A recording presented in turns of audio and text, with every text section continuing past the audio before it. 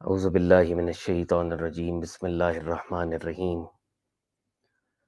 الحمد للہ رب العالمین، والصلاة والسلام علی اشرف الخلائق اجمعین، سید الاولین والآخرین، امام المرسلین وخاتم النبیین، سیدنا و مولانا و شفیعنا و حبیبنا و حبیب الہ العالمین، وعلی اہل بیتہ الطیبین الطاہرین الہداۃ المہدیین وصحبہ المنتجبین۔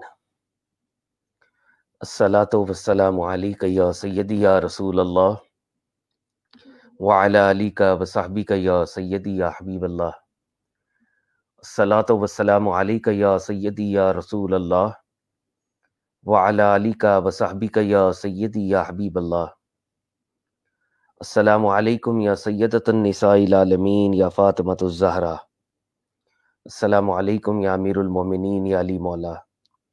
السلام علیکم یا ابا محمد الحسن۔ السلام علیکم یا ابا عبداللہ الحسین۔ السلام علیکم یا شیخ جنید البغدادی۔ السلام علیکم یا شیخ علی بن عثمان حجویری۔ السلام علیکم یا شیخ عبد القادر جیلانی۔ السلام علیکم خواجہ معین الدین چشتی اجمیری۔ السلام علیکم یا حضرت سید میرا حسین زنجانی۔ تمام تعریفیں رب العزت کے لیے ہیں جو ہمارے خالق اور مالک ہیں، ہمارے پروردگار ہیں، معبود ہیں۔ کروڑوں درود و سلام پروفٹ صلی اللہ علیہ وآلہ وسلم کی ذات پاک پر، تمام پروفٹس کی ذوات مقدسہ پر، پروفٹ صلی اللہ علیہ وآلہ وسلم کے ڈسینڈنٹس، ان کی آنریبل پروجنی، ان کے آنریبل کمپینینز پر۔ خصوصی طور پر ہم سلام پیش کرتے ہیں شہدائے کرب و بلا اور اسیران کرب و بلا کو۔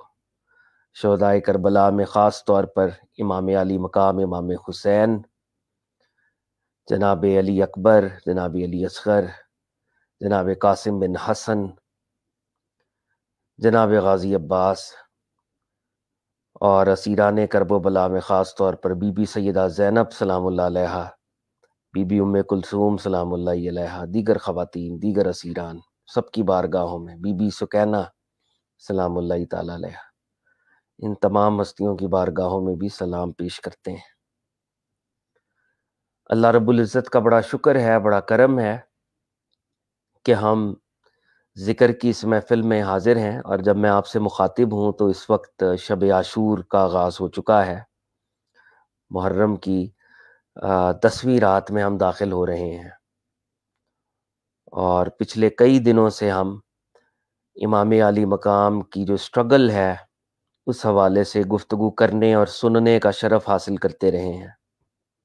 اور آج کی بھی یہ جو ذکر کی محفل ہے، اس کے آغاز میں ہم حضرت علی حجویری رحمۃ اللہ علیہ کے اقوال کا ہی سہارا لیتے ہیں۔ حضرت علی حجویری جو خود فخر السادات ہیں، امام حسن کی اولاد میں سے ہیں، شہر لاہور کے ماتھے کا جھومر ہیں، سید علی حجویری المعروف داتا گنج بخش رحمۃ اللہ علیہ، فرماتے ہیں کہ جب بھی کوئی کام کرو تو رب تعالیٰ کی بارگاہ میں استخارہ کرو۔ فرماتے ہیں استخارے کا مطلب ہے اللہ سے خیر طلب کرنا۔ ہم بارگاہ رب العزت میں پروفٹ صلی اللہ علیہ وآلہ وسلم کی نسبت پیش کرتے ہوئے استخارہ کرتے ہیں، اللہ سے خیر طلب کرتے ہیں کہ ہمارا یہاں پر بیٹھنا، سننا، سنانا خیر کا باعث ہو۔ اور حضرت علی حجویری نے ہی فرمایا تھا کہ سننے والے کا مقام بولنے والے سے بڑھ کر ہے، کیونکہ جو سنتا ہے وہ رب تعالیٰ کی رضا کے لیے سنتا ہے، اور جو بولتا ہے وہ کبھی رب کی رضا کے لیے بولتا ہے، بہت دفعہ اپنے آپ کو، اپنی ذات ہی کو راضی کر رہا ہوتا ہے۔ پھر حضرت علی حجویری نے فرمایا تھا سننے میں ایک عاجزی ہے، جو سنتا ہے وہ سیکھنے کے لیے سنتا ہے، بولنے میں ایک پریٹینس ہے، نمود و نمائش ہے، جو بولتا ہے وہ اپنی ذات کی پہچان کرانے کے چکر میں ہوتا ہے۔ ہم اللہ تعالیٰ سے دعا کرتے ہیں میرا بولنا، ہم سب کا سننا پروردگار آپ کی رضا کے لیے ہو، ہمارے نفس کی، ہماری ذات کی رضا کے لیے نہ ہو۔ تو آج کی یہ جو آخری ذکر کی محفل ہے جو ہم نے پلان کی تھی، اس حوالے سے ہم اس کا آغاز احادیث مبارکہ سے کرتے ہیں۔ صبا صاحبہ یہاں پر موجود ہیں اور وہ کچھ احادیث نبوی ہم سے شیئر کرتی ہیں۔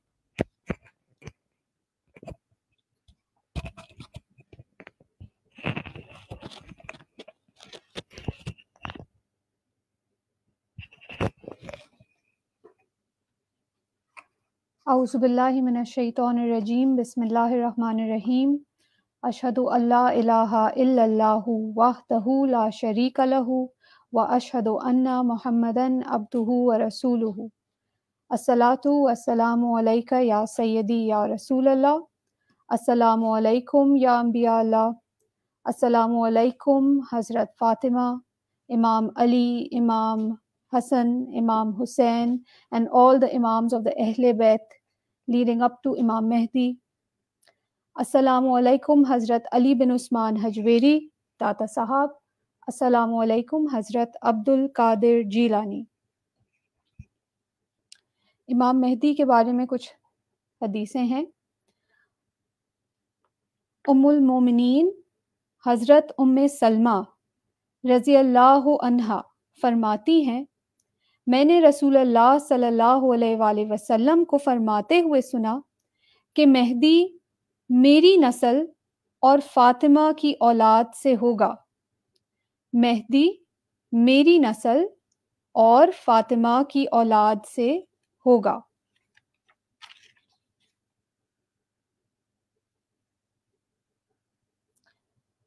حضرت ام سلمہ رضی اللہ عنہا رسول اللہ صلی اللہ علیہ وآلہ وسلم کا ارشاد نقل کرتی ہیں کہ ایک خلیفہ کی وفات کے وقت نئے خلیفہ کے انتخاب پر مدینے کے مسلمانوں میں اختلاف ہوگا۔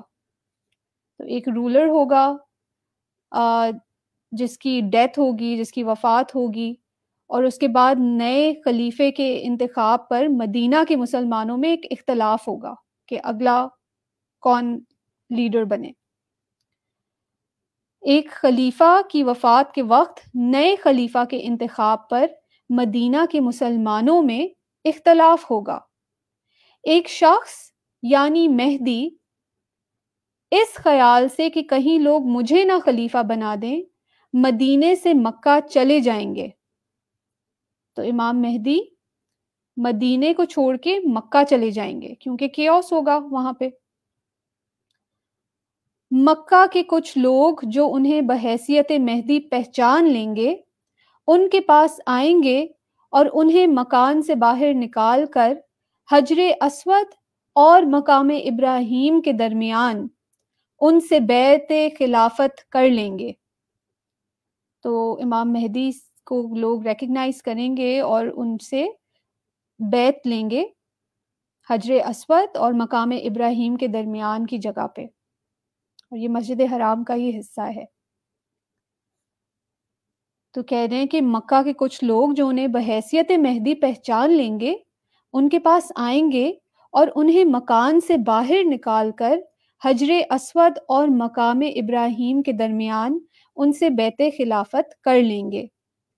جب ان کی خلافت کی خبر عام ہوگی تو ملک شام سے ایک لشکر ان سے جنگ کے لیے روانہ ہوگا۔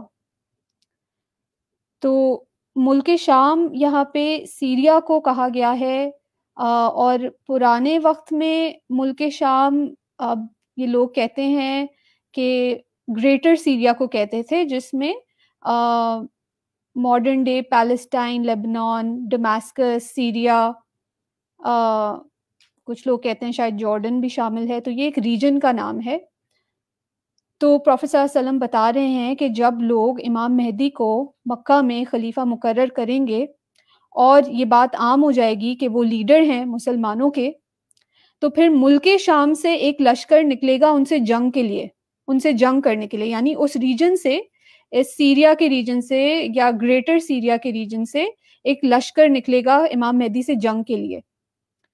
تو کہہ رہے ہیں جب ان کی خلافت کی خبر عام ہوگی تو ملک شام سے ایک لشکر ان سے جنگ کے لیے روانہ ہوگا، جو آپ تک پہنچنے سے پہلے ہی مکہ اور مدینہ کے درمیان بیدا چٹیل میدان میں زمین کے اندر دھسا دیا جائے گا۔ تو یہ اللہ کا ایک سائن ہوگا ہمارے لیے کہ یہ آرمی جب ان سے لڑنے کے لیے نکلے گی تو یہ بیدا کے چٹیل میدان میں زمین کے اندر دھسا دی جائے گی۔ دس ول بی اے سائن، ایک اللہ کی نشانی ہوگی کہ امام مہدی سچے ہیں، حق پہ ہیں، اللہ کی مدد ہوگی انہیں۔ تو یہ اس لشکر کو زمین کے اندر دھسا دیا جائے گا۔ اس عبرت خیز ہلاکت کے بعد شام کے ابدال اور عراق کے اولیاء آ کر آپ سے بیعت خلافت کریں گے۔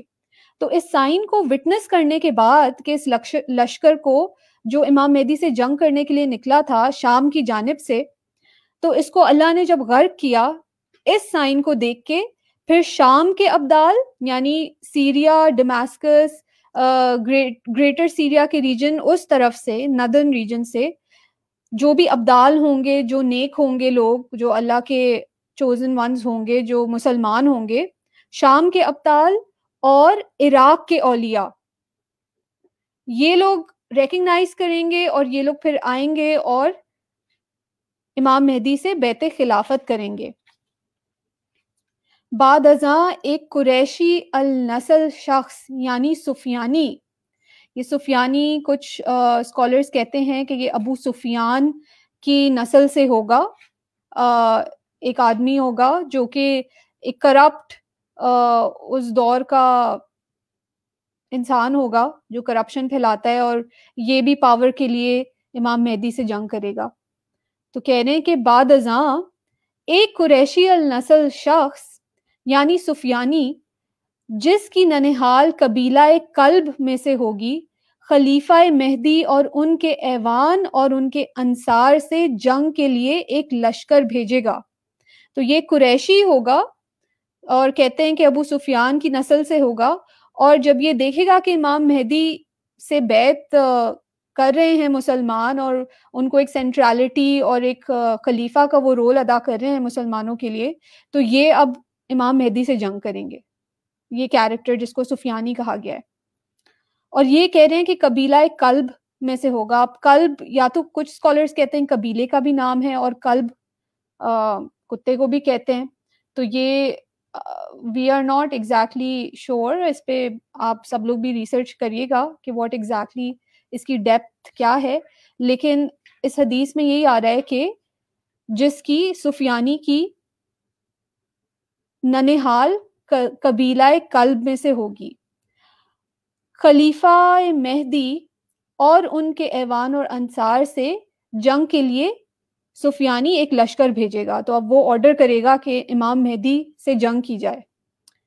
یہ لوگ اس حملہ آور لشکر پر غالب ہوں گے اور یہی جنگ قلب ہے۔ تو امام مہدی اس لشکر کے اوپر بھی غالب آئیں گے، اور یہ بھی اللہ کا ایک سائن ہے کہ سفیانی کے لشکر کو بھی ڈیفیٹ کیا جائے گا۔ پروفیٹ صلی اللہ علیہ وسلم کہہ رہے ہیں اور خسارہ ہے اس شخص کے لیے جو قلب سے حاصل شدہ غنیمت میں شریک نہ ہو۔ اس فتح اور کامرانی کے بعد خلیفہ مہدی خوب مال تقسیم کریں گے اور لوگوں کو ان کے نبی صلی اللہ علیہ وآلہ وسلم کی سنت پر چلائیں گے، اور اسلام مکمل طور پر زمین میں مستحکم ہو جائے گا، یعنی دنیا میں پورے طور پر اسلام کا رواج اور غلبہ ہوگا۔ بحالت خلافت امام مہدی دنیا میں 7 سال اور روایتوں میں آتا ہے کہ 9 سال، کچھ میں 10 سال بھی آتا ہے، رہ کر وفات پا جائیں گے اور مسلمان ان کی نماز جنازہ ادا کریں گے۔ تو اس حدیث سے ایک تو ہمیں ریفلیکشن یہ ہے کہ امام مہدی عرب کو اور مسلمانوں کو یونائٹ کرنے والے ہوں گے، اور جب وہ سینٹر سٹیج آئیں گے تو ان کے خلاف قریش میں سے بھی مخالفت ہوگی۔ اور یہ کچھ میجر سائنس پروفیٹ صلی اللہ علیہ وسلم بتا رہے ہیں کہ یہ بیدا میں جو لشکر شام سے آئے گا وہ زمین کھا جائے گی، اس میں دھس جائے گا، تو یہ ایک میجر سائن ہوگا، اور اس کو دیکھ کے پھر جو ابدال ہیں شام کے اور عراق کے اولیاء بھی ان کو آ کے امام مہدی کو سپورٹ کریں گے.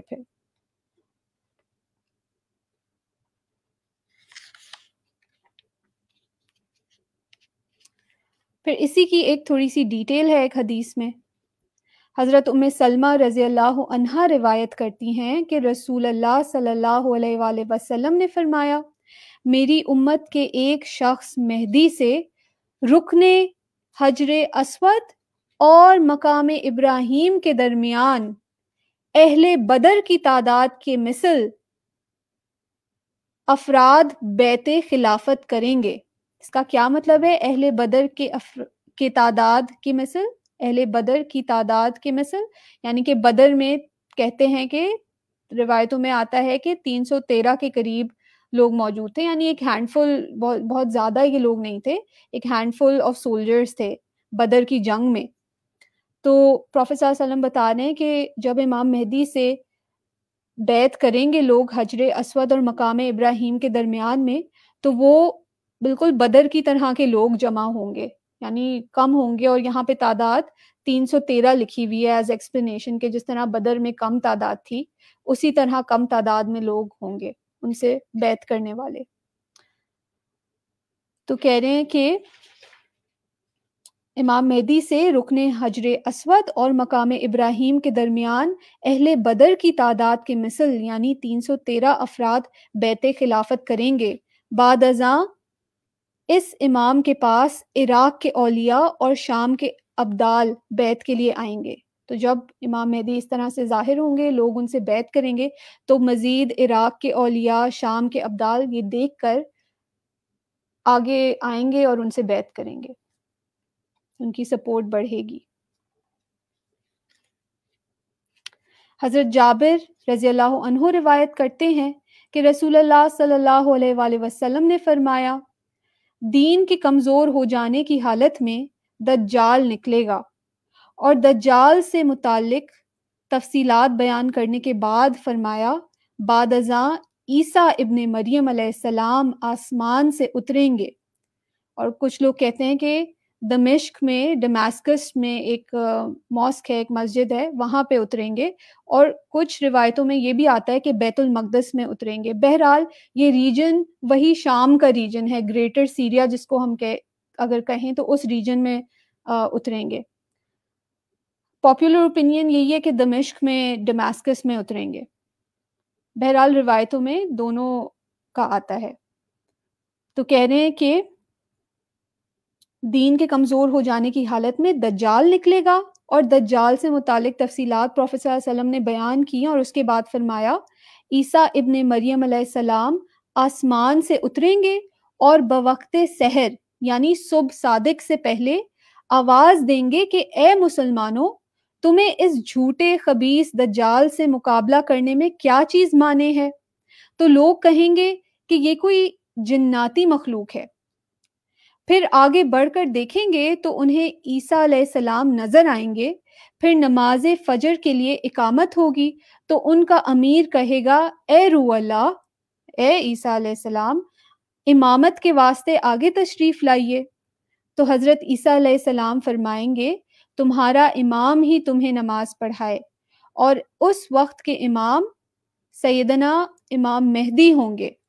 جب لوگ نماز سے فارغ ہو جائیں گے تو حضرت عیسیٰ علیہ السلام کی قیادت میں دجال سے مقابلے کے لیے نکلیں گے. دجال جب حضرت عیسیٰ علیہ السلام کو دیکھے گا تو خوف کے مارے نمک کے پگھلنے کی طرح پگھلنے لگے گا. تو اس سیکنڈ تھیم آف حدیث میں یہ بتایا جا رہا ہے کہ امام مہدی اب دجال سے لڑ رہے ہیں. تو پہلے حدیثوں میں تو یونائٹ کر رہے تھے عرب کو، مسلمانوں کو، سب ان سے بیعت کر رہے ہیں. اور اس میں it seems that the Muslims are united کہ ایک یونیژن ہوئی ہوئی ہے اور اب وہ ایک بگر گریٹر ایول سے لڑنے جا رہے ہیں جس میں حضرت عیسیٰ ان کی مدد کر رہے ہیں. اور یہ سینٹر اٹ سیمز کہ اس پوائنٹ پہ جو سینٹر ہے، جو ہیڈ کوارٹرز ان کا ہے، وہ دمشق کا ایریا ہے، وہ سیریا کا ایریا ہے یا گریٹر سیریا جس کو کہتے ہیں وہ ایریا ہے. اور یہاں پہ حضرت عیسیٰ ان کی مدد کے لیے آ رہے ہیں اور دجال سے پھر اب یہ لوگ لڑ بھی رہے ہیں۔ حضرت ابو امامہ رضی اللہ عنہ رسول اللہ صلی اللہ علیہ وسلم سے ایک طویل حدیث روایت کرتے ہیں جس میں ہے کہ ایک صحابیہ ام شریک بنت ابی الاخر رضی اللہ عنہ نے عرض کیا، یا رسول اللہ صلی اللہ علیہ وسلم، عرب اس وقت کہاں ہوں گے؟ مطلب یہ ہے کہ اہل عرب دین کی حمایت میں مقابلے کے لیے کیوں سامنے نہیں آئیں گے؟ تو رسول اللہ صلی اللہ علیہ وآلہ وسلم نے فرمایا، عرب اس وقت کم ہوں گے اور ان میں بھی اکثر بیت المقدس یعنی شام میں ہوں گے، اور ان کا امام اور امیر ایک رجل صالح یعنی امام مہدی ہوگا۔ جس وقت ان کا امام نماز فجر کے لیے آگے بڑھے گا، اچانک حضرت عیسیٰ علیہ السلام اسی وقت آسمان سے اتریں گے۔ امام پیچھے ہٹے گا تاکہ حضرت عیسیٰ علیہ السلام نماز پڑھائیں۔ حضرت عیسیٰ علیہ السلام امام کے کندھوں کے درمیان ہاتھ رکھ کر فرمائیں گے، آگے بڑھو اور نماز پڑھاؤ کیونکہ تمہارے ہی لیے اقامت کہی گئی ہے۔ تو ان کے امام مہدی لوگوں کو نماز پڑھائیں گے۔ تو یہاں پہ بیت المقدس کا ذکر ہے اور یہاں پہ یہ بھی لکھا ہوا ہے کہ یہ شام کا ریجن ہے۔ سو دونوں روایتیں آتی ہیں، اینڈ آف کورس امام مہدی حضرت عیسیٰ کے ساتھ مل کر دجال سے لڑیں گے۔ اور یہ آخری حدیث ہے امام علی سے۔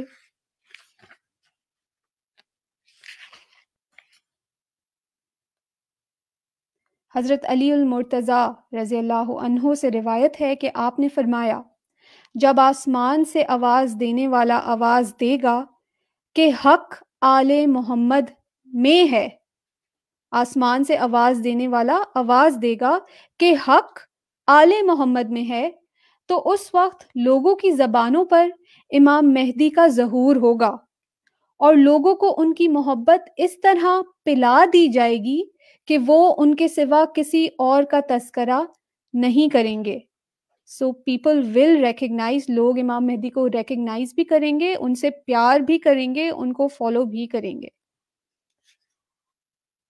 یہ اکثر روایتیں جو ہیں امام سیوطی نے بھی روایت کی ہیں، نعیم بن حماد سے بھی تھیں، امام احمد بن حنبل سے بھی کوٹ کی گئی ہیں، ہیشمی سے بھی کوٹ کی گئی ہوئی ہیں، ابن ماجہ کی السنن سے بھی کوٹ کی ہیں، اور طبرانی سے بھی کوٹ کی گئی ہیں، ابو داود سے بھی کوٹ کی گئی ہیں، حاکم سے بھی کوٹ کی گئی ہوئی ہیں۔ یہ سب سنی بکس سے حدیث آج پڑھی ہیں ہم نے۔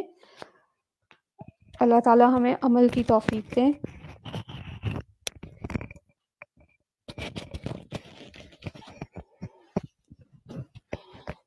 جزاک اللہ۔ نے حدیث مصطفیٰ علیہ الصلوۃ والسلام کا نور حاصل کیا۔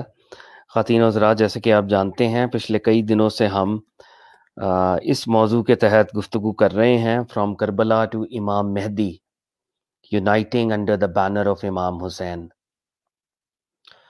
آج اس سلسلے کی آخری نشست ہے، اور دنیاوی طور پر اگر بات کی جائے تو 10 محرم الحرام میں ہم داخل ہو گئے ہیں، اور یہ وہ رات تھی جس میں امام حسین عبادت فرما رہے تھے، رب تعالیٰ کو یاد کر رہے تھے۔ اور جیسا کہ ہم نے بھی ہسٹری کی کتابوں سے دیکھا کہ امام نے ایک رات کی مہلت ہی اس لیے لی تھی کہ وہ اس رات کو عبادت کرتے۔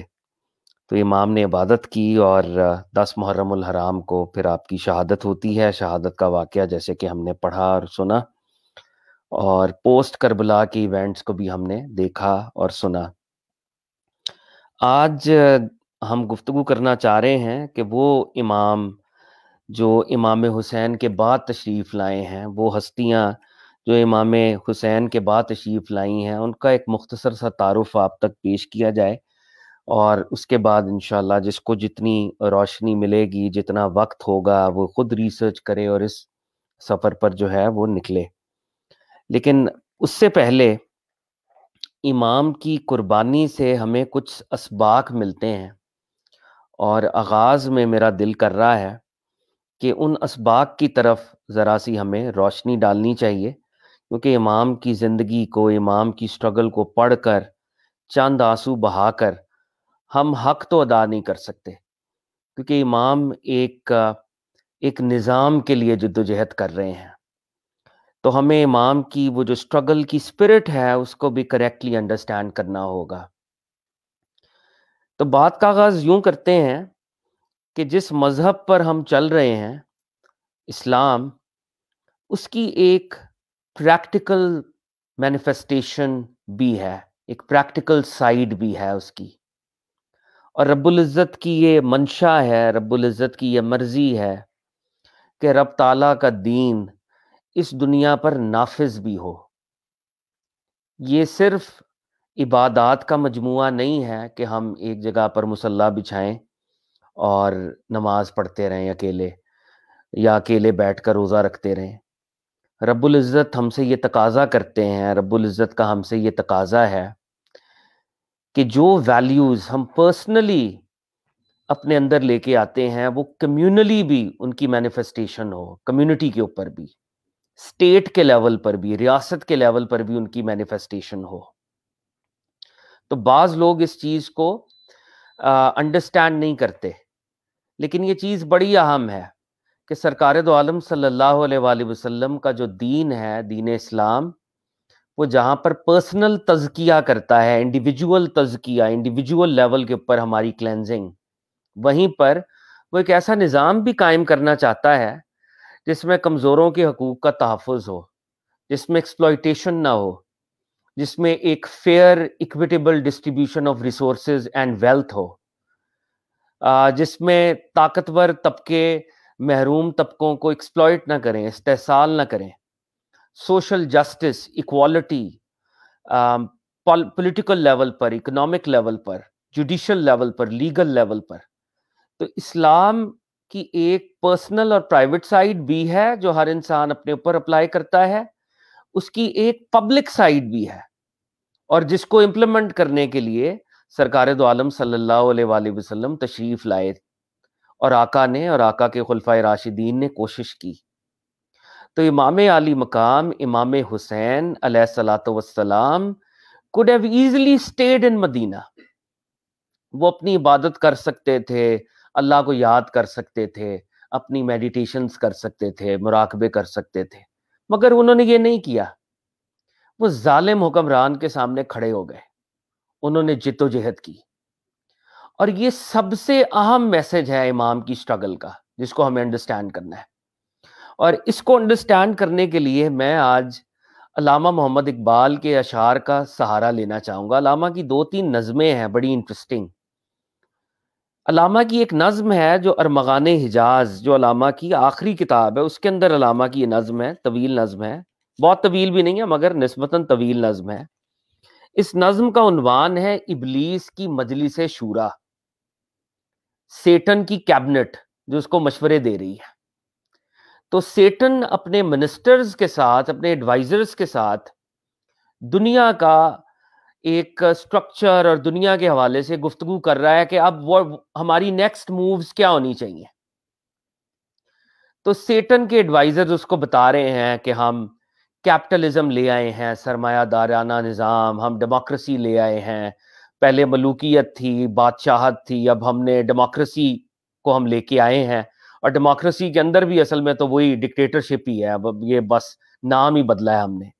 تو وہ یہ سارے باتیں آپس میں کر رہے ہیں کہ دنیا میں اس سے پہلے کوئی ریولوشن آئے ہمیں کیا کرنا ہے۔ تو وہ سیٹن اپنے سارے ٹولز اور اس کے ایڈوائزرز سارے ٹولز اس کو بتا رہے ہیں۔ تو اس نظم کا جو آخری حصہ ہے وہ بڑا دلچسپ ہے۔ اس میں سیٹن کہہ رہا ہے کہ مجھے زیادہ خوف یورپ کے لوگوں سے نہیں ہے، ان کو ہم نے قابو پا لیا ہے کیپٹلزم کے ذریعے، ڈیموکریسی کے ذریعے، سیکولرزم کے ذریعے۔ مجھے جو مسئلہ ہے وہ مسلمانوں سے ہے، یہ مسلمان کہیں جاگ نہ جائیں۔ تو پھر وہ اپنی ایک اسٹریٹجی بتاتا ہے کہ ان مسلمانوں کو سلانا کیسے ہے۔ تو وہ کہتا ہے کہ ان کو یوز لیس ڈیبیٹس کے اندر الجھا دو، یوز لیس ڈیبیٹس میں۔ تو وہ کہتا ہے کہ ان کو ان ڈیبیٹس کے اندر الجھا دو تھیولوجی کی، حضرت عیسیٰ آئیں گے تو کب آئیں گے، اللہ کی صفات عین ذات ہیں غیر ذات ہیں، حضرت عیسیٰ علیہ السلام جب آئیں گے تو وہ اکیلے ہیں یا مہدی ساتھ آئیں گے، یہ دو ہیں کیا ہیں، ان پہ ڈیبیٹس کرواتے رہیں۔ قرآن کے الفاظ حادث ہیں قدیم ہیں، ان پہ ڈیبیٹس کرواتے رہیں۔ تو شیطان کہتا ہے کہ ان مسلمانوں کو یوز لیس ڈیبیٹس کے اندر الجھا دو، کنزیوم کر دو ان کی انرجیز کو، اور پھر شیطان کہتا ہے کہ ان کو نمازیں پڑھنے دو، ان کو خانقاہوں کے اندر عبادت کرنے دو، یہ کہیں باہر نہ آ جائیں۔ تو وہ کہتا ہے، مطلب اس کے اگر ایک دو شعر ہم دیکھ لیں شیطان کے، ہے وہی شعر و تصوف اس کے حق میں خوب تر، ہے وہی شعر و تصوف اس کے حق میں خوب تر، جو چھپا دے اس کی آنکھوں سے تماشائے حیات۔ یہ تو زندگی کا تماشا ہے، لائف کے جو پریکٹیکل ایسپیکٹس ہیں، جو دین ہم سے تقاضا بھی کرتا ہے، یہ ان سے دور کر دو ان کو۔ یہ لٹریچر میں گھسے رہیں، یہ تصوف کی عبارتوں کو پڑھتے رہیں، سر دھنتے رہیں اور کوئی کام نہ کریں گے۔ اور پھر شیطان کہتا ہے، ہر نفس ڈرتا ہوں اس امت کی بیداری سے میں، ہر پل ہر لمحے میں خوف زدہ ہوں کہ کہیں امت نہ جاگ جائے، ہر نفس ڈرتا ہوں اس امت کی بیداری سے میں، ہے حقیقت جس کے دین کی احتساب کائنات۔ یہ امت کون سی ہے؟ جو کائنات کا احتساب کرتی ہے، کائنات کو ایویلویٹ کرتی ہے، میجر کرتی ہے، اکاؤنٹیبلٹی کی طرف جاتی ہے، آگے بڑھتی ہے۔ اگر یہ امت جاگ گئی تو کام بڑا خراب ہو جائے گا۔ یہ احتساب کائنات والی امت کو سوئے رہنے دو، یہ سوئی رہے۔ مست رکھو ذکر و فکر صبح گاہی میں اسے، اس کو مست رکھو، صبح اٹھ کے اللہ اللہ کرتا رہے۔ مست رکھو ذکر و فکر صبح گاہی میں اسے، پختہ تر کر دو مزاج خانقاہی میں اسے، کہ خانقاہوں میں علیحدہ کمروں میں عبادتیں کرو، باہر نہیں آنا تم نے۔ اسلام کی جو اکنامک سائیڈ ہے، پولیٹیکل سائیڈ ہے، لیگل سائیڈ ہے، وہ جو جسٹس ہے، عدل، انصاف، ایکوالٹی، اس کے لیے باہر نہیں آنا، ثواب کے اندر پھنسا رہے بس۔ اور وہ کہہ رہا ہے یہ مسلمان مجھے بڑے اچھے لگتے ہیں جو بس اپنی جگہ پہ رہ کے باتیں کرتے رہتے ہیں۔ تو علامہ اقبال مذہب کی اس تعبیر سے شدید اختلاف کرتے ہیں، جس میں ایک انڈیویجولسٹک پائٹی کا کمپوننٹ تو ہے، لیکن آپ کی جو انقلاب کی سپرٹ ہے وہ مر رہی ہے۔ آپ غلط کو غلط نہیں کہہ رہے، باطل کے خلاف آپ کھڑے نہیں ہو رہے۔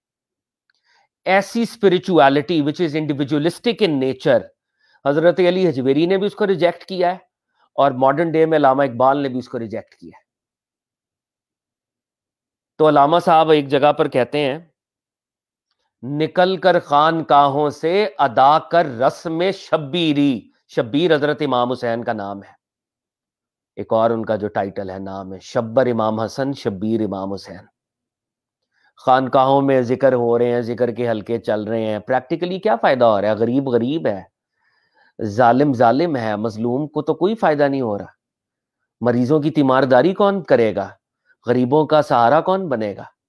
جو ایک سوشل ویلفیئر ہے وہ کون کرے گا؟ ظالم کے خلاف کون کھڑا ہوگا؟ امام حسین could have done the same۔ نعوذ باللہ یزید کے ساتھ کمپرومائز کرتے، مدینے میں آرام سے رہتے، کیوں شہادت کو اختیار کیا ہے؟ کیونکہ ایک اسلام کا نظام ہے جس نے قائم ہونا ہے، اور اس نظام کی خاطر وہ نظام اتنا بڑا ہے کہ آپ نے اس کے لیے اپنی جان دینا مناسب سمجھا ہے۔ تو علامہ کہہ رہے ہیں، نکل کر خانقاہوں سے ادا کر رسم شبیری، نکلو امام حسین کی طرح باہر نکلو، امام حسین کی سنت پر چلو۔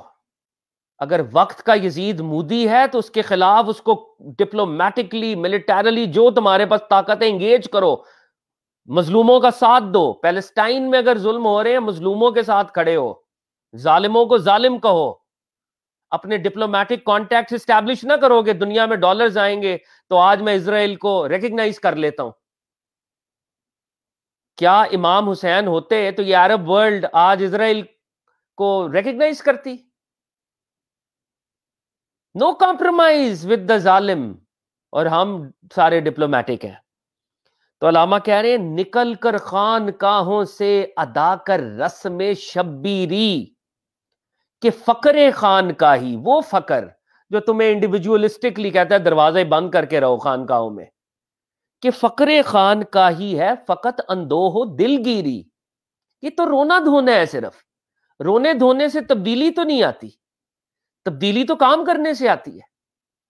امام حسین اکیلے بیٹھ کے کہتے رہتے یزید غلط ہے، لیکن وہ باہر نکلے، تبدیلی تو ان کے باہر نکلنے سے آئی ہے. لوگوں کو علم ہوا ہے، پھر مدینے والے اٹھے ہیں، پھر دیگر لوگ اٹھے ہیں، پھر ریولوشنز آئے ہیں، الٹیمیٹلی بنو امیہ کو اپروٹ کیا گیا. یہ ساری اس کی بنیاد، اس ریولوشن کی بنیاد امام حسین رکھ کے گئے ہیں.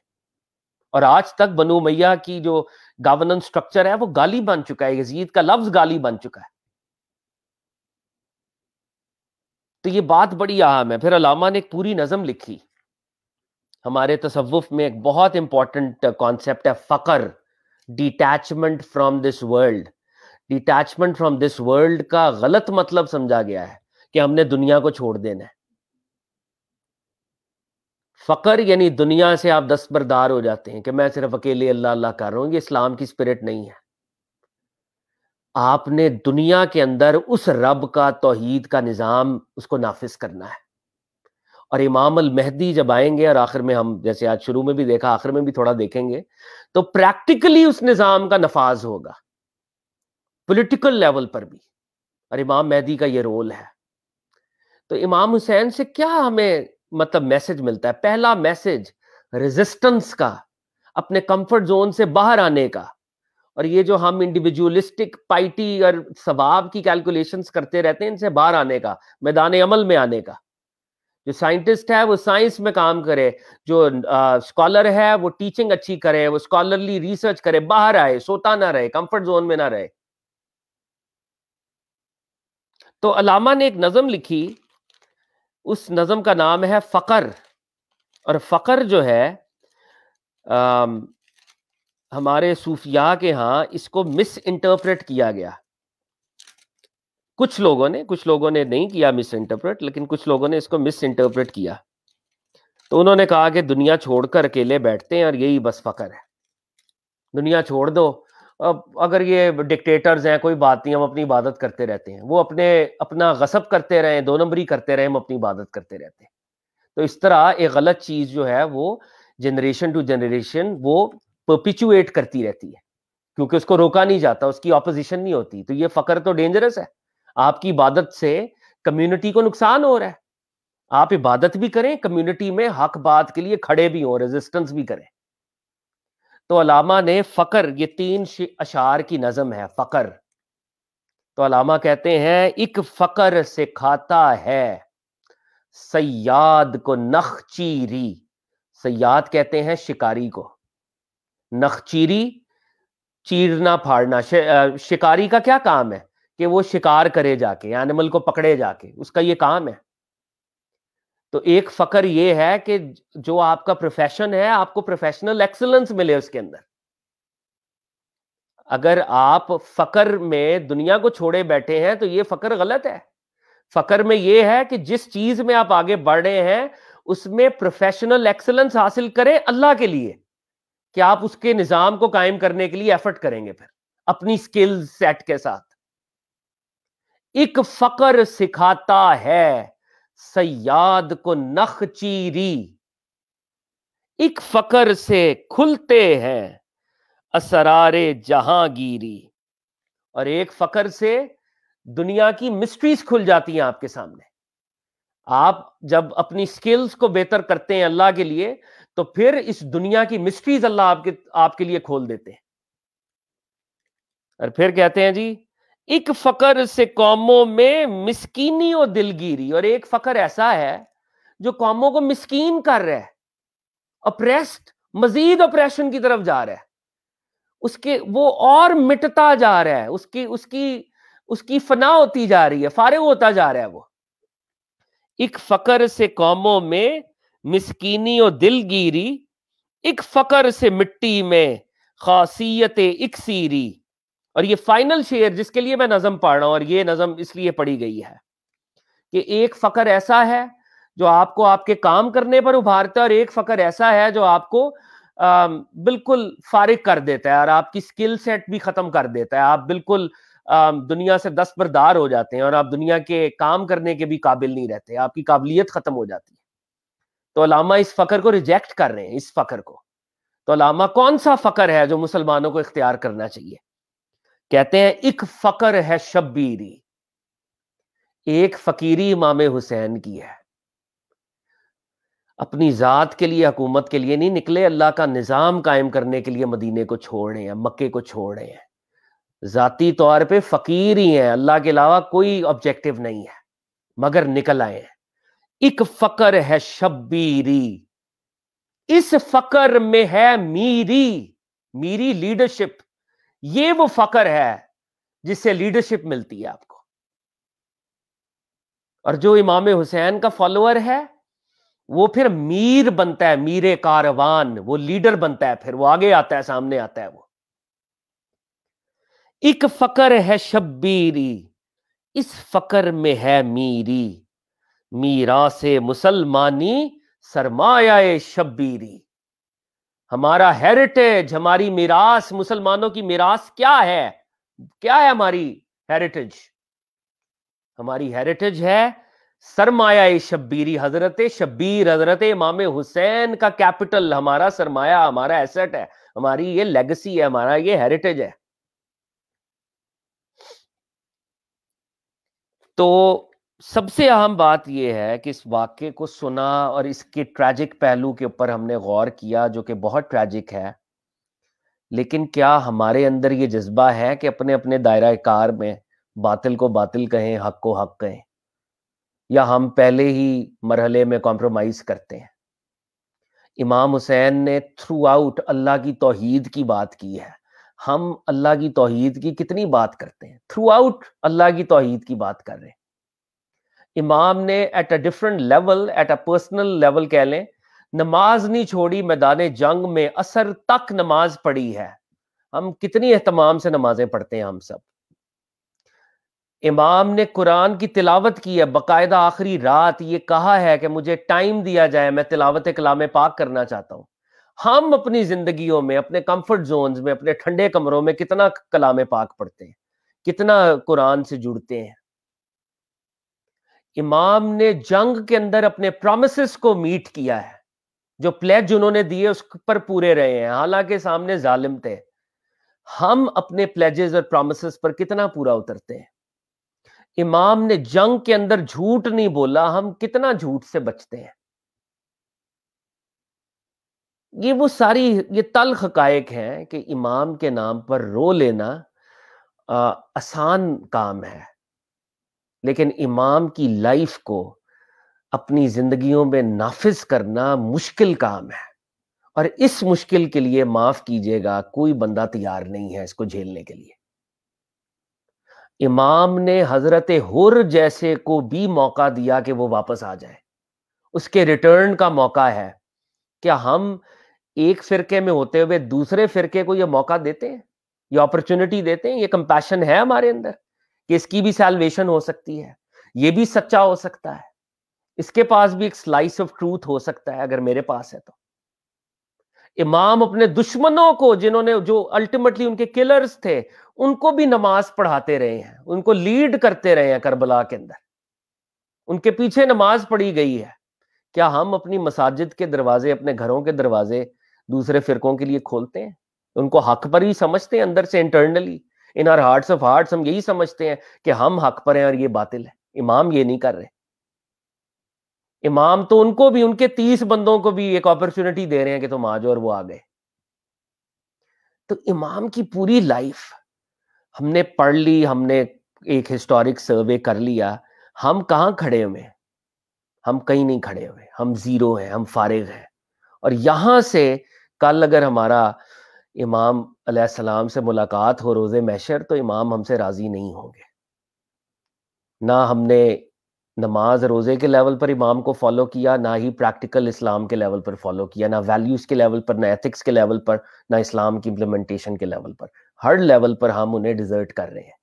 ہر لیول پر ہمارا کردار یزیدیوں والا ہے. ہر لیول پر، ہر لیول پر ہم یزیدی ہیں، صرف نام حسین کا لے رہے ہیں علیہ الصلوۃ والسلام.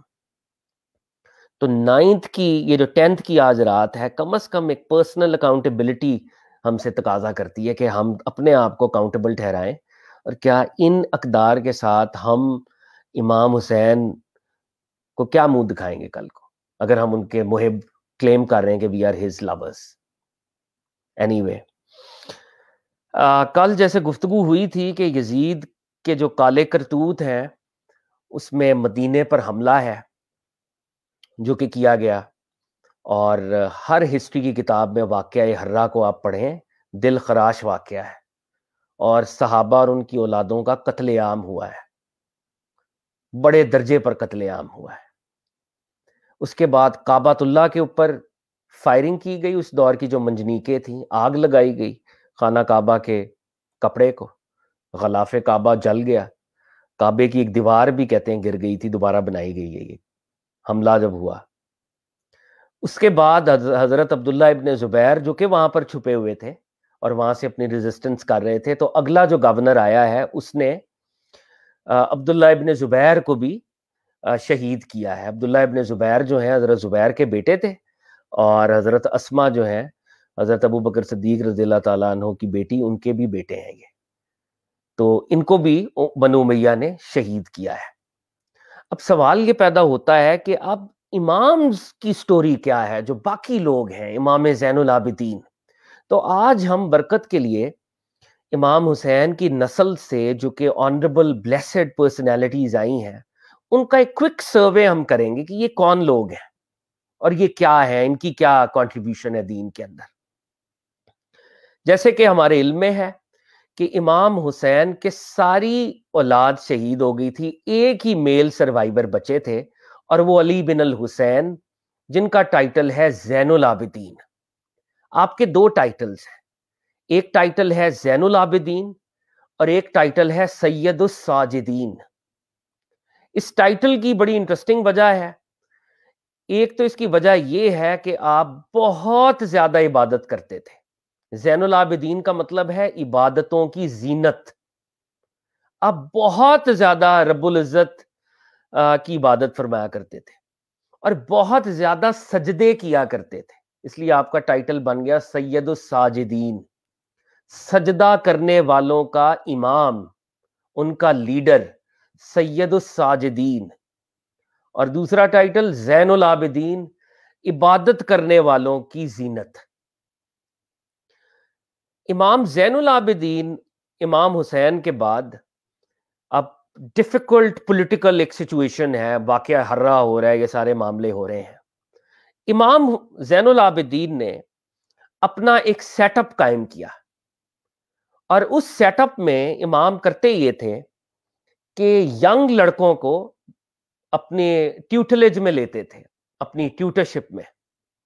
اور اکثر کیونکہ پرانے وقتوں میں غلام بکتے تھے، سلیو مارکیٹس ہوتی تھی، تو سلیوز کو خریدتے تھے اور ان کو 1 سال 2 سال 3 سال یا کچھ منتھس اپنے پاس رکھتے تھے اور ان کو اسلام سکھایا کرتے تھے، قرآن اور سنہ کی تعلیم دیا کرتے تھے، اور ان کو اسکالرز بنایا کرتے تھے، اور پھر ان کو آزاد کر کے کہتے تھے کہ پھیل جاؤ، جو تم جس علاقے میں جانا چاہتے ہو تم جا سکتے ہو. تو امام زین العابدین نے اب ایک اور طرح کی سٹرگل شروع کی ہے، اور یہ سٹرگل ہے اسکالرلی سٹرگل، اسکالرشپ کی، علمی محاذ کے اوپر سٹرگل. کیونکہ اب ریوائول درکار ہے، مگر وہ ریوائول اوور نائٹ نہیں ہوگا. لوگوں میں اتنی میل کچیل آ گئی ہے، اتنا پروپیگنڈا ہو چکا ہے، اتنی اسلام کی مس انٹرپریٹیشن ہو چکی ہے کہ اب اسکالرلی اینگل سے سٹرگل ہوگی، نالج کے اینگل سے سٹرگل ہوگی. تو امام زین العابدین نے مدینے کے اندر پرافٹ صلی اللہ علیہ وسلم کی احادیث اور قرآن کی تعلیم کا یہ بندوبست شروع کیا.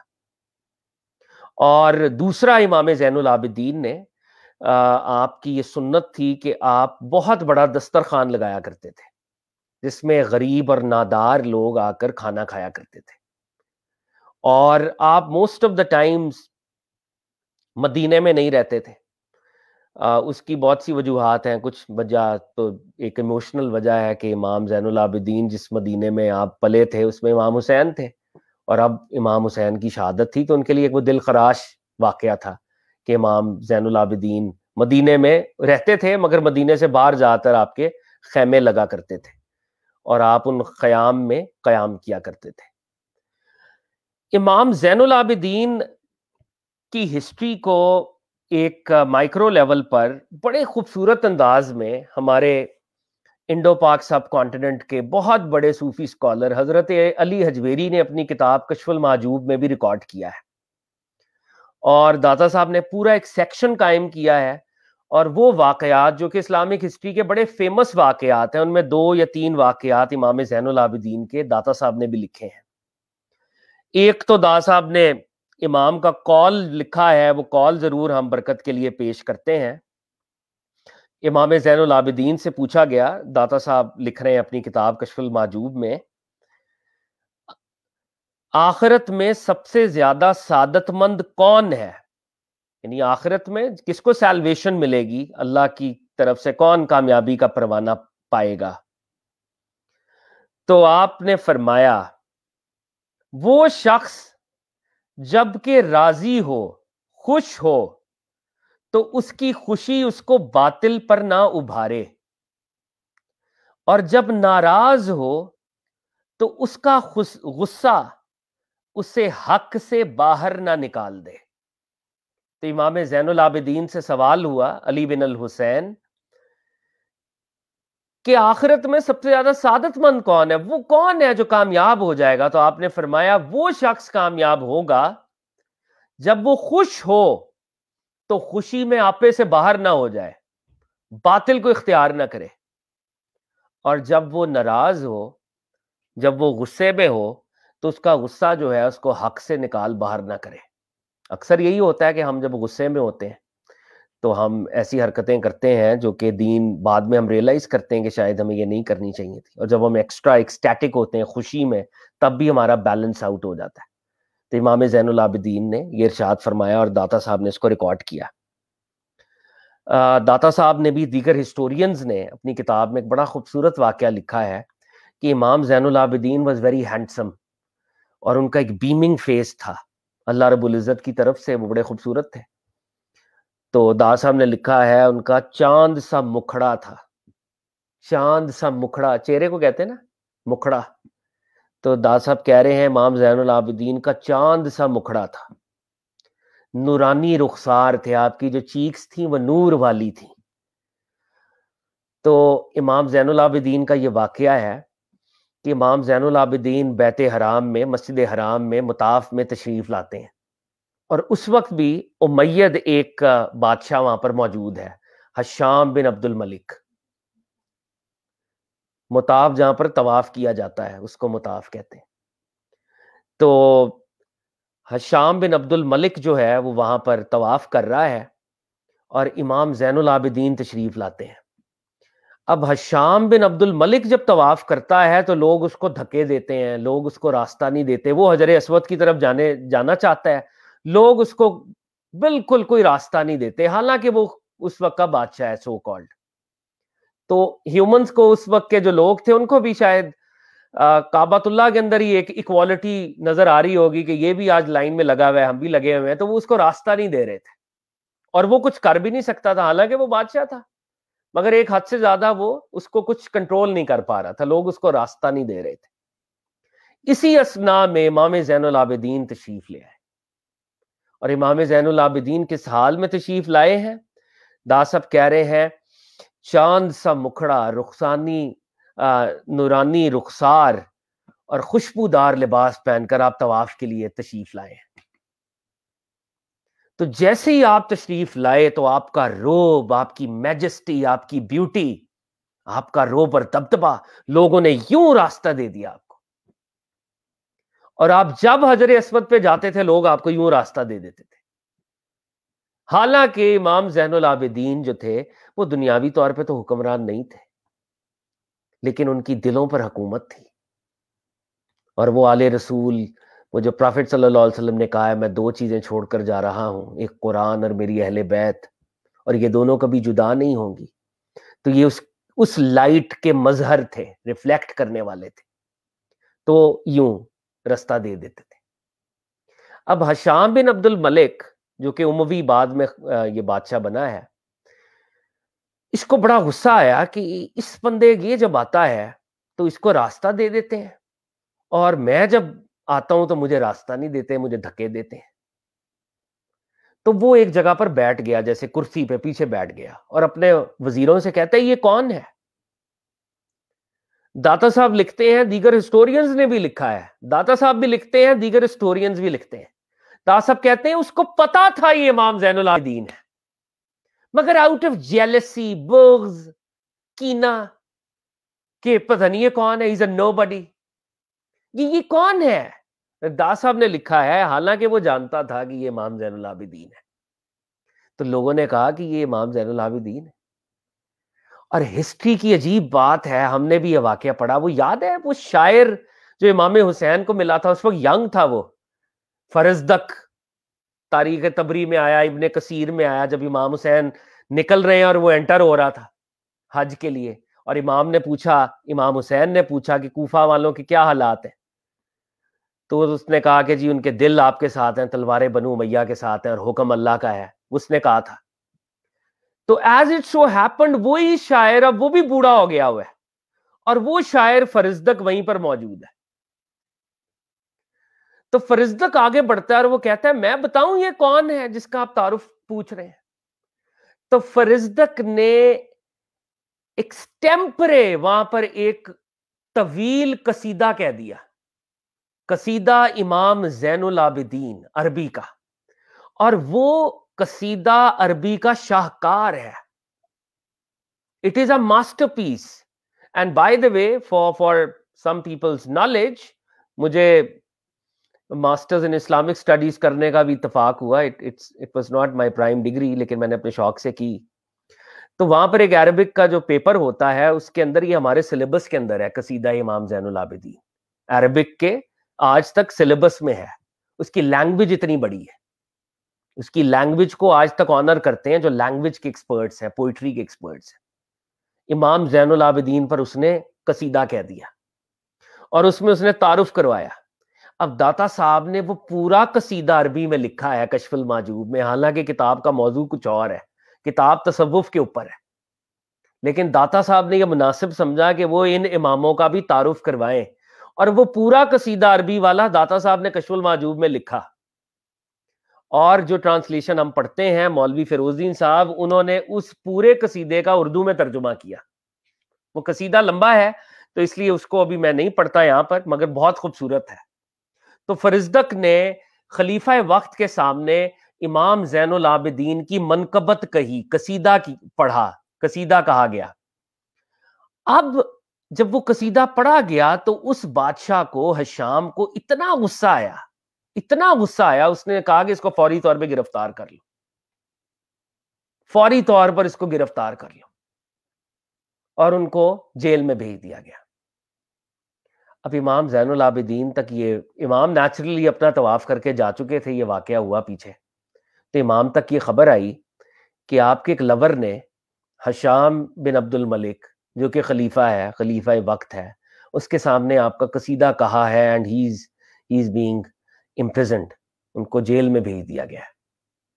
تو امام نے ایک قاصد بھیجا، اور بہت زیادہ جو ان کے پاس، امام کے پاس دنیاوی طور پہ مال تھا، مال و دولت بھیجا، اور اسے کہا کہ یہ اسے گفٹ دو میری طرف سے، اور دعا میں اس کے لیے کرتا ہوں۔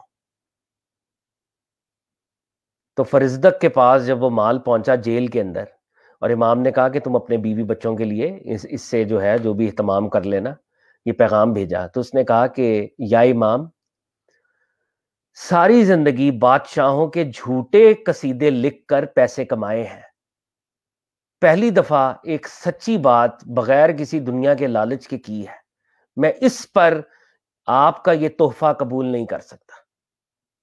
تو امام نے پھر پیغام پہنچایا کہ یہ تحفہ قبول کر لو، اور یہ تمہاری سعادت مندی ہی ہے، اور ہم جب کوئی تحفہ دیتے ہیں تو اس کو قبول کر لیا کرو، اور یہ ہم نے تمہیں کوئی نعوذ باللہ کوئی اجرت نہیں دی کہ تم نے قصیدہ کہا تو ہم تمہیں کوئی کمپنسیشن کر رہے ہیں، یہ اپنی خوشی سے کر رہے ہیں، تم اس کو قبول کر لو، اور اس کے لیے دعا بھی کیا آپ نے بہت زیادہ.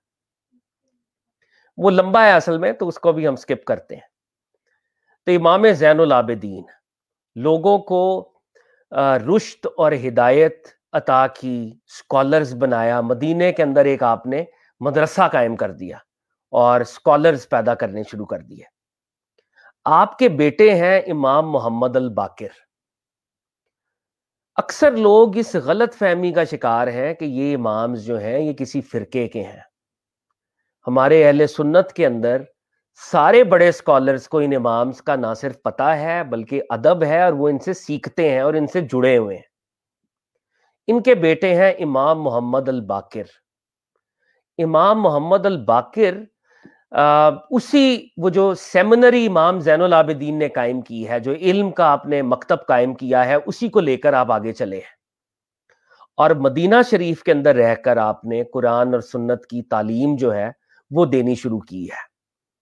اور امام محمد الباقر بہت بڑے اسکالر ہیں. ان کی احادیث بخاری کے اندر موجود ہے. ہماری صحیح بخاری کے اندر امام الباقر سے، صحیح مسلم میں امام الباقر سے، دیگر ہماری ستہ کی کتابوں میں امام محمد الباقر کی احادیث موجود ہے جو ان کی چین آف ٹرانسمیشن سے آتی ہے. تو وہ ساری احادیث وہاں پر موجود ہیں امام محمد الباقر. اب بڑا انٹرسٹنگ واقعہ ہے. اس واقعے کو ہمارے اہل سنت کے ایک بہت بڑے اسکالر گزرے ہیں، مولانا عبد الرحمن جامی، انہوں نے بھی لکھا ہے، دیگر لوگوں نے بھی لکھا ہے، دیگر ہسٹورینز نے بھی لکھا ہے. پروفٹ صلی اللہ علیہ وآلہ وسلم کے ایک اولڈ صحابی تھے جابر بن عبداللہ انصاری. جابر بن عبداللہ انصاری کو نبی صلی اللہ علیہ وسلم نے کہا کہ میرا ایک بیٹا ہوگا، ہو سکتا ہے تم اس کا زمانہ پاؤ، اور جب تم اس کے پاس جاؤ تو میرا سلام کہنا. اب جابر بن عبداللہ انصاری کو پروفٹ صلی اللہ علیہ وسلم نے یہ فرمایا. جابر بن عبداللہ انصاری مدینے کے صحابی ہیں. پروفٹ صلی اللہ علیہ وسلم کا وصال ہو گیا. حضرت ابو بکر، حضرت عمر، حضرت عثمان، حضرت علی، امام حسن، امام حسین، امام زین العابدین، اور اب امام محمد الباقر کا دور آ گیا. اور امام الباقر کے دور میں وہ بلائنڈ ہو چکے تھے. Very old man. اور امام الباقر was very young at that time. تو امام الباقر مدینہ شریف میں، جابر بن عبداللہ انصاری مدینہ شریف میں امام الباقر سے ملنے آئے، اور یہ مشہور واقعہ ہے. اب جابر بن عبداللہ انصاری رضی اللہ تعالیٰ عنہ نے امام محمد الباقر کو ہگ کیا اور کہا، اے بیٹا، آج تجھے مل کر مجھے ویسا ہی مزہ آیا جیسے سرکار دو عالم صلی اللہ علیہ وآلہ وسلم کو مل کر مزہ آیا کرتا تھا. اور آپ کے نانا حضرت محمد مصطفیٰ صلی اللہ علیہ وآلہ وسلم نے آپ کے لیے سلام بھیجا ہے، آپ کو سلام کہا ہے. تو امام محمد الباقر وہ ہستی ہیں جن کو پروفٹ صلی اللہ علیہ وآلہ وسلم کا سلام موصول ہوا. اور ہماری اہل سنت کی کتابوں میں بہت سی احادیث ان کے یہ راوی ہیں. داتا صاحب نے ان پر بہت خوبصورت سیکشن لکھا ہے. داتا صاحب نے ان کی دعائیں لکھی ہیں، اور ایک انٹرسٹنگ سی بات یہاں پہ لکھی ہے کہ آپ بہت زیادہ گریہ فرماتے تھے. امام محمد الباقر بہت گریہ فرماتے تھے، بہت زیادہ رویا کرتے تھے. تو ایک دفعہ ایک شخص نے عرض کی، اے میرے اور میرے باپ دادوں کے آقا، کب تک آپ گریہ زاری اور واویلا کریں گے؟ تو پوچھنے والے کسی نے پوچھا کہ حضور آپ ہر وقت روتے رہتے ہیں، گریہ کرتے رہتے ہیں، یہ کب تک یہ سلسلہ چلے گا؟ تو امام محمد الباقر نے فرمایا، اے دوست، یعقوب علیہ السلام کا ایک یوسف علیہ السلام گم ہوا تو وہ اتنا روئے کہ ان کی آنکھیں سفید ہو گئیں. تو امام باقر نے کہا، اور دا صاحب ریکارڈ کر رہے کہ حضرت یعقوب علیہ السلام کی حضرت یوسف علیہ السلام سے جدائی ہوئی اور وہ ایک تھے، تو وہ اتنا روئے کہ ان کی آنکھیں سفید ہو گئیں۔ ہم نے تو 18 اشخاص کو اپنے باپ سمیت یعنی امام حسین سمیت اور دوسرے شہدائے کربلا کو گم کیا ہے، تو میں حضرت یعقوب کی طرح فراق میں آنکھیں سفید کر دوں گا۔ تو کہا کہ جناب یعقوب نے جب جناب یوسف کو گم کیا علیہ الصلوۃ والسلام، تو وہ تو ایک تھے اور میری فیملی کے 18 لوگ شہید ہوئے ہیں امام حسین سمیت، تو میرے پر بھی یہ رسپانسبلٹی ہے کہ میں بھی رویا کروں اور ان کو یاد کیا کروں۔ اور آپ کی دعائیں داتا صاحب نے یہاں پر لکھی ہیں کشف المحجوب میں، جو بڑی خوبصورت ہیں۔ داتا صاحب کہتے ہیں کہ امام الباقر یہ فرمایا کرتے تھے، یہ ان کی دعا ہے، داتا صاحب نقل کر رہے ہیں، اے میرے معبود، اے میرے رب، رات آ گئی، بادشاہوں کے عمل اور دخل کی حکومت ختم ہو گئی۔ تو امام الباقر کہہ رہے ہیں الہ العالمین رات آ گئی ہے اور یہ دنیا کے بادشاہ جو ہیں ان کی انٹرفیرنس ختم ہو گئی ہے، ستارے آسمان پر نمودار ہو گئے، سب لوگ سو کر معدوم ہو گئے۔ تو امام الباقر کہتے ہیں کہ اب لوگ سو رہے ہیں اور سونا از لائک نتھنگنیس، معدوم ہو جانا۔ لوگوں کی زبان ساکت ہو گئی، ان کی آنکھ لگ گئی، لوگ آدمیوں کے دروازے سے بھاگ گئے اور بنو امیہ بھی سو گئے، اپنی خواہشات کو انہوں نے چھپا دیا، اپنے دروازے بند کر دیے اور ان پر پہرے دار مقرر کر دیے، اور جو لوگ ان بادشاہوں کی طرف حاجت رکھتے تھے ان کی حاجتیں بند ہو گئیں۔ تو امام الباقر کہہ رہے ہیں کہ الہ العالمین رات ہو گئی اور دنیا کے بادشاہتوں کی نتھنگنس شروع ہو گئی ہے، اور پھر رب کی پاکی بیان کی، الہ العالمین لیکن تو زندہ ہے، ہمیشہ رہنے والا ہے، ہمیشہ دیکھنے والا ہے۔ یعنی یہ دنیا کے کنگز تو ٹیمپرری ہیں، یہ تو رات کو بھی ان افیکٹو ہیں، دن کو تھوڑے بہت افیکٹو اگر ہوتے ہیں، لیکن الہ العالمین آپ کون ہیں؟ آپ حی ہیں، آپ قیوم ہیں، آپ بصیر ہیں، اونگ اور نیند تیری ذات پر طاری نہیں ہوتی، اور جو شخص تجھے اس صفت کے ساتھ نہ پہچانے وہ کسی نعمت کے شایان نہیں۔ تو امام الباقر فرما رہے ہیں جس کو اس بات کی سمجھ نہیں ہے کہ رب تعالیٰ کو اونگ اور نیند نہیں آتی، وہ اپنے آپ کو مسلمان نہ کہے۔ مسلمان کو یہ ریئلائز کرنا ہوگا کہ میرا رب وہ ہے جس کو نہ نیند آتی ہے نہ اونگ، اور اس سے کچھ نتائج پیدا ہوتے ہیں۔ جب ہم یہ ریئلائز کرتے ہیں کہ رب تعالیٰ کو نہ نیند آتی ہے نہ اونگ آتی ہے، اس سے کچھ نتیجے پیدا ہوتے ہیں، ان نتیجوں کو انسان نے اپنے قلب پر اتارنا ہے کہ اس کا رب ایسا ہے۔ تو جو اس صفت کے ساتھ رب کو نہیں پہچانتا وہ پھر مسلمان ہی نہیں ہے۔ اور پھر امام الباقر فرماتے ہیں اے وہ ذات، کوئی چیز تجھے کسی کام کرنے سے روک نہیں سکتی، تیری رحمت کے دروازے ہر اس شخص پر کھلے ہیں جو تجھے پکارتا ہے، تیرے خزانے ہر اس شخص پر فدا ہیں جو تیری حمد اور ثنا کرتا ہے، تو وہ مالک ہے کہ سائل کو رد کرنا تجھے زیبا نہیں، اور جو شخص مومنوں میں سے تیری درگاہ پر دعا کرتا ہے تو اس کو زمین اور آسمان کی خلقت میں سے کوئی بھی سوال کرنے سے روکنے والا نہیں۔ تو امام الباقر علیہ الصلوۃ والسلام کہہ رہے ہیں دنیا کے بادشاہوں کی بادشاہتیں ٹیمپرری ہوتی ہیں، اور رب العالمین آپ کی بادشاہت حقیقی ہے، ریئل ہے، اور جو آپ کے ساتھ جڑ جاتا ہے، جو آپ کا سائل بن جاتا ہے، اس کو سب کچھ مل جاتا ہے۔ تو یہ آپ کی دعائیں داتا صاحب نے بھی کوٹ کی ہیں۔ پھر اگلی جو ہستی ہے ان کے بیٹے امام جعفر صادق ہیں، عالم اسلام کی بہت بڑی شخصیت ہے، اہل بیت کے چھٹے امام ہیں، sixth light of the family of prophet صلی اللہ علیہ وآلہ وسلم، امام جعفر الصادق۔ امام جعفر صادق کے بارے میں ایک دو فیکٹس بتانے بڑے ضروری ہیں۔ آپ کی والدہ ماجدہ کا تعلق حضرت ابو بکر صدیق رضی اللہ تعالی عنہ کے خاندان سے تھا۔ آپ کے نانا حضرت ابو بکر صدیق رضی اللہ تعالیٰ عنہ کی اولاد میں سے ہے۔ تو امام جعفر صادق اہل سنت کے ہاں ان کے اقوال ملتے ہیں جن میں وہ اس بات پر فخر کرتے ہیں کہ ایک طرف سے میرے پاس پروفیٹک لائن ہے، وہ فیض آ رہا ہے، اور دوسری طرف حضرت ابو بکر صدیق رضی اللہ تعالیٰ عنہ کا بھی جو لائٹ اور فیض ہے وہ بھی ان کو مل رہا ہے۔ تو حضرت امام جعفر صادق جو ہیں وہ ایک کمبائن کرتے ہیں ان دونوں چیزوں کو، ان دونوں انسٹیٹیوشنز کو۔ اور ہمارے صوفی اسکالر بہت بڑے بایزید بستامی اپنا ٹیچر جناب امام جعفر صادق کو کہتے ہیں، امام جعفر صادق کے اپنے آپ کو وہ اسٹوڈنٹ کہتے ہیں۔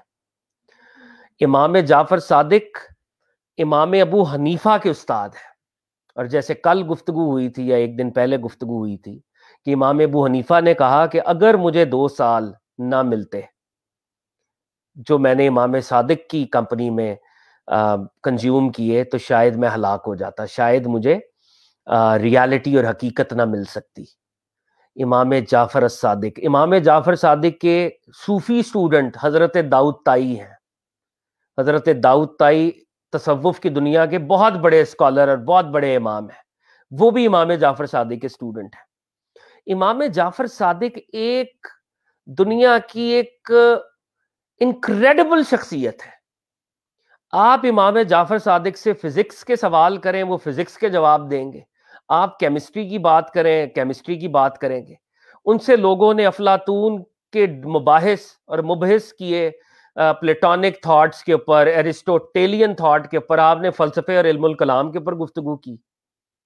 آپ نے کمپریہنسولی جو دین کا جو اسکالرلی جو ایسپیکٹ ہے، جو نالج کا ایسپیکٹ ہے، آپ تصوف کی بات کریں، تھیولوجی کی بات کریں، فلسفے کی بات کریں، سائنسز کی بات کریں، آپ جس لیول پر بات کریں امام جعفر صادق اس لیول پر گفتگو کرتے تھے۔ امام جعفر صادق کی بارگاہ میں ایتھسٹ لوگ آتے تھے جو اللہ کو نہیں مانتے، ان کے ساتھ ڈیبیٹس ہیں، آپ کے مناظرے ہیں۔ جابر بن حیان جس کو کیمسٹری کا فادر آف کیمسٹری کہا جاتا ہے، وہ آپ کا اسٹوڈنٹ تھا، اس کو by the way modern west بھی مانتا ہے، جابر بن حیان بہت بڑا نام ہے۔ تو ایک عجیب و غریب ایک شخصیت تھے، اور علم ایسے تھا جیسے ان کی وینز کے اندر علم دوڑ رہا ہے، ایسی بڑی شخصیت ہے امام جعفر الصادق۔ اسپرچویلٹی، تھیولوجی، فلسفی، فقہ، لا، یہ سب کے وہ امام ہیں، اور امام ابو حنیفہ ان کے بہت امپورٹنٹ شاگرد ہیں۔ اور ایک بات اور سمجھنے کی ہے اور اس کو یاد رکھنا چاہیے کہ امام ابو حنیفہ ایج میں امام جعفر صادق سے بڑے ہیں، مگر پھر بھی وہ اسٹوڈنٹ بنے ہیں امام جعفر صادق کے۔ امام ابو حنیفہ کی ایج امام صادق سے بڑی ہے، لیکن انہوں نے قبول کیا کہ میں امام صادق کا اسٹوڈنٹ بنوں گا۔ تو امام جعفر صادق کا بڑا خوبصورت واقعہ جو ہے وہ داتا صاحب نے لکھا ہے کہ حضرت داؤد طائی ان کے پاس آتے ہیں۔ داؤد طائی، جس طرح پہلے بات ہوئی، بہت بڑے نیک اور بڑے صوفیاء کے اندر بڑا مقام ہے داؤد طائی کا۔ تو داؤد طائی حضرت امام صادق کے پاس آتے ہیں اور کہتے ہیں، اے فرزند پیغمبر، مجھے کوئی نصیحت کیجئے، میرا دل سیاہ ہو گیا ہے۔ تو حضرت داؤد طائی امام جعفر صادق کو کہہ رہے ہیں، داتا صاحب نے اس کو اپنی کتاب میں ریکارڈ کیا ہے کہ سر مجھے کوئی نصیحت کریں، میرا دل سیاہ ہو گیا ہے۔ امام صادق فرماتے ہیں، داؤد تو تو خود اپنے زمانے کا زاہد ہے، تجھے میری نصیحت کی کیا حاجت ہے؟ تو امام صادق کہتے ہیں، تم تو خود اتنے نیک ہو تو تم مجھ سے کیوں نصیحت مانگتے ہو؟ تو حضرت داؤد کہتے ہیں، اے فرزند پیغمبر، اے پیغمبر کے بیٹے، اے پروفٹ صلی اللہ علیہ وآلہ وسلم کے بیٹے، آپ کو سب پر فضیلت ہے اور سب کو نصیحت کرنا آپ پر واجب ہے۔ اب امام صادق کو حضرت داؤد تائی کہہ رہے ہیں کہ آپ کا یہ اسٹیشن ہے کہ آپ ہمیں نصیحت کریں، ہمیں گائیڈ کریں، ہمیں کلینز کریں. اور امام صادق علیہ الصلوۃ والسلام کا یہ جملہ عاجزی سے بھرپور جو انہوں نے جواب میں کہا ہے، انہوں نے کہا ہے داؤد میں تو خود اس بات سے ڈرتا ہوں کہ قیامت میں میرے نانا سرکار دو عالم صلی اللہ علیہ وآلہ وسلم کہیں میرا دامن نہ پکڑ لیں کہ کیوں تو نے میری پیروی کا حق ادا نہیں کیا. تو امام صادق کیا کہہ رہے ہیں؟ میں تو خود اس بات سے ڈرتا ہوں کہ کل پروفٹ صلی اللہ علیہ وآلہ وسلم یہ نہ کہہ دیں کہ تم نے کامل طور پر میری پیروی نہیں کی تھی. اور پھر امام صادق نے فرمایا یہ فرائض جو اللہ تعالیٰ نے ہم پر فرائض عائد کیے ہیں، شریعت، یہ قومی شرافت پر منحصر نہیں، اس کا تعلق تمہارے بلڈ لائن سے نہیں ہے، اس کا تعلق تمہاری ریس سے نہیں ہے کہ تم کسی سپیریئر ریس سے ہو، بلکہ یہ اللہ کے حضور میں اچھے عمل پر موقوف ہے. تو امام جعفر صادق کیا فرما رہے ہیں علیہ الصلوۃ والسلام؟ یہ جو آپ مجھ سے نصیحتوں کا کہہ رہے ہیں کہ نصیحت کریں، میں تو خود آقا کی بارگاہ میں کوشش کر رہا ہوں کہ ایسے اعمال لے کر جاؤں کہ میں آقا مجھ سے راضی ہو جائیں، آقا جو ہیں وہ میرے اعمال کو قبول کریں اور وہ کہیں کہ واقعی یہ میں میرا بیٹا ہے. کیونکہ کل قیامت میں یہ ریس کام نہیں آنی، بلڈ لائن کام نہیں آنی، بلکہ ڈیڈز نے کام آنا ہے، اعمال نے کام آنا ہے. اور امام صادق ایک دفعہ اپنے مریدوں میں بیٹھے ہوئے تھے اور کہہ رہے تھے اے دوستو آؤ آپس میں وعدہ کر لیں، جو کوئی ہم میں سے نجات پا جائے قیامت کے روز وہ سب کی شفاعت کرے. تو آپ کے مریدوں نے کہا اے رسول اللہ کے بیٹے، آپ کو ہماری شفاعت کی کیا حاجت ہے؟ آپ کے نانا پاک خود ساری خلقت کی شفاعت کرنے والے ہیں. تو آپ نے فرمایا مجھے ان افعال کی وجہ سے شرم آتی ہے کہ میں اپنے نانا پاک کے چہرے کو دیکھوں. اور دا صاحب کہتے ہیں یہ وہ اپنی عاجزی سے فرما رہے تھے. تو اب مرید بیٹھے ہوئے اور امام جعفر صادق کہہ رہے ہیں کہ آؤ پلیج کر لو، جو وہاں پر نجات پا گیا دوسرے کو یاد رکھے گا. تو مریدوں نے کہا کہ سر آپ تو خود نبی صلی اللہ علیہ وآلہ وسلم کی نسل میں سے ہیں، آپ تو خود نبی صلی اللہ علیہ وآلہ وسلم کی آنریبل بلڈ لائن میں سے ہیں. تو آپ نے کہا کہ میں تو خود اپنے آپ کو اس قابل نہیں سمجھتا کہ میں پروفٹ صلی اللہ علیہ وسلم کی زیارت کروں. یہ ان کی عاجزی ہے، دا صاحب بھی لکھ رہے ہیں عاجزی ہے امام صادق کی، یہ ان کی ہیوملٹی ہے، یہ ان کی ہمبلنس ہے. تو یہ امام جعفر صادق ہیں. اور امام جعفر صادق کے بیٹے ہیں امام موسیٰ الکاظم. امام موسیٰ الکاظم اہل بیت کے 7th امام ہیں اور امام شافعی کے ٹیچرز میں سے ہیں جن کا تذکرہ کل پرسوں ہم نے کیا تھا. اور جو لوگ اپنے نام کے ساتھ کاظمی لکھتے ہیں اگر وہ سید ہوں تو وہ امام موسیٰ الکاظم کی اولاد میں سے ہوا کرتے ہیں. بعض لوگ یہ سمجھتے ہیں کہ ان اماموں کی اولاد کسی فرقے سے اس کا تعلق ہے، یہ بالکل غلط بات ہے. آپ کسی بھی اسکول آف تھاٹ میں ہو سکتے ہیں اور آپ کسی امام کی اولاد یا اس کے ڈسینڈنٹس میں سے ہو سکتے ہیں، اس کا قطعی طور پہ تعلق نہیں ہے کسی فرقے کے ساتھ. جن لوگوں کے آگے جعفری لکھا ہوتا ہے یا کاظمی لکھا ہوتا ہے یا زیدی لکھا ہوتا ہے، ہم سمجھتے ہیں کہ کسی فرقے کی اولاد ہیں یا کسی فرقے میں سے ہیں. اس کا تعلق کسی فرقے سے نہیں ہے، یہ صرف ایک پہچان کی بات ہے.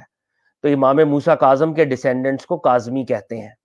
ہمارے انڈو پاک سب کانٹیننٹ میں خواجہ معین الدین چشتی جو بہت بڑے صوفی اسکالر گزرے ہیں، اجمیر میں جن کا مزار ہے، وہ امام موسیٰ کاظم کی اولاد میں سے تھے. اور امام موسیٰ کاظم کے حوالے سے اگر ہم تھوڑی سی گفتگو کر لیں تو امام موسیٰ کاظم مدینے میں پیدا ہوئے تھے اور آپ کو خلیفہ ہارون رشید نے قید کیا تھا بغداد میں، اور آپ کو اور یہ وہی والی سٹوری بار بار ریپیٹ ہوتی تھی کہ وقت کے بادشاہ یہ سمجھتے تھے کہ یہ امامز آف اہل بیت کیونکہ لوگوں کے دلوں پر حکومت کرتے ہیں تو یہ کل کو خلافت کا اعلان نہ کر دیں، لوگوں سے یہ بیعت نہ لے لیں، یہ کہیں ہمارے مقابلے میں نہ آ جائے. تو وہ ان کو ہمیشہ اپنے لیے خطرہ سمجھتے تھے. تو امام موسیٰ الکاظم کو بغداد میں ایک جیل کے اندر بند کیا گیا، بڑی صحبت اور تکلیف دی گئی جہاں پر ان کا وصال اور شہادت ہوئی، اور ان کا جو روضہ ہے وہ بغداد میں ہے۔ اور شیخ نظام الدین اولیاء جو کہ ہمارے صوفیاء کی بہت بڑی پرسنالٹی ہیں، انہوں نے بھی یہ کہا ہے، دیگر بزرگوں نے بھی یہ کہا ہے کہ امام موسیٰ کاظم کا جو مرکز ہے وہ ایک وسیلہ ہے، جو بندہ ان کے وسیلے سے اللہ کی بارگاہ میں دعا کرتا ہے تو ان کے وسیلے سے مانگی جانے والی دعائیں قبول ہوتی ہیں، اور اسی لیے ان کا ایک ٹائٹل باب الحوائج ہے کہ ان کے ذریعے سے، وسیلے سے مانگی گئی دعائیں پوری ہوتی ہیں، امام موسیٰ الکاظم۔ اس کے بعد امام علی رضا ہیں، 8th امام، ان کے بعد امام نقی، پھر امام حسن عسکری، اور آخر میں جو امام آئیں گے جن کا تذکرہ ہم سٹارٹ میں بھی ہم نے کیا اور آخر میں بھی برکت کے لیے کریں گے، وہ امام محمد المہدی ہیں۔ اس سے پہلے کہ آج کی سٹنگ کو ہم کلمنیٹ کریں، میں ایک کتاب کا تعارف آپ تک کروانا چاہتا ہوں، اور یہ کتاب جو ہے میرا خیال ہے بہت بڑا علمی کارنامہ ہے۔ اللہ رب العزت جس کو جب توفیق دے، جس سے جو کام لینا چاہے، یہ بڑے کرم کے ہیں فیصلے، یہ بڑے نصیب کی بات ہے۔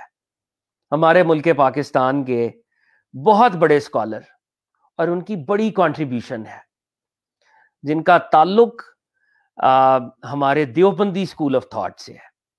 ہمارے یہ جو انڈو پاک سب کانٹیننٹ کے اندر 2 میجر اسکولز ہیں، بریلوی اور دیوبندی، تو دیوبندی اسکول آف تھاٹ سے تعلق ہے۔ میری مراد ہے مولانا طارق جمیل، اللہ ان کی حفاظت کرے۔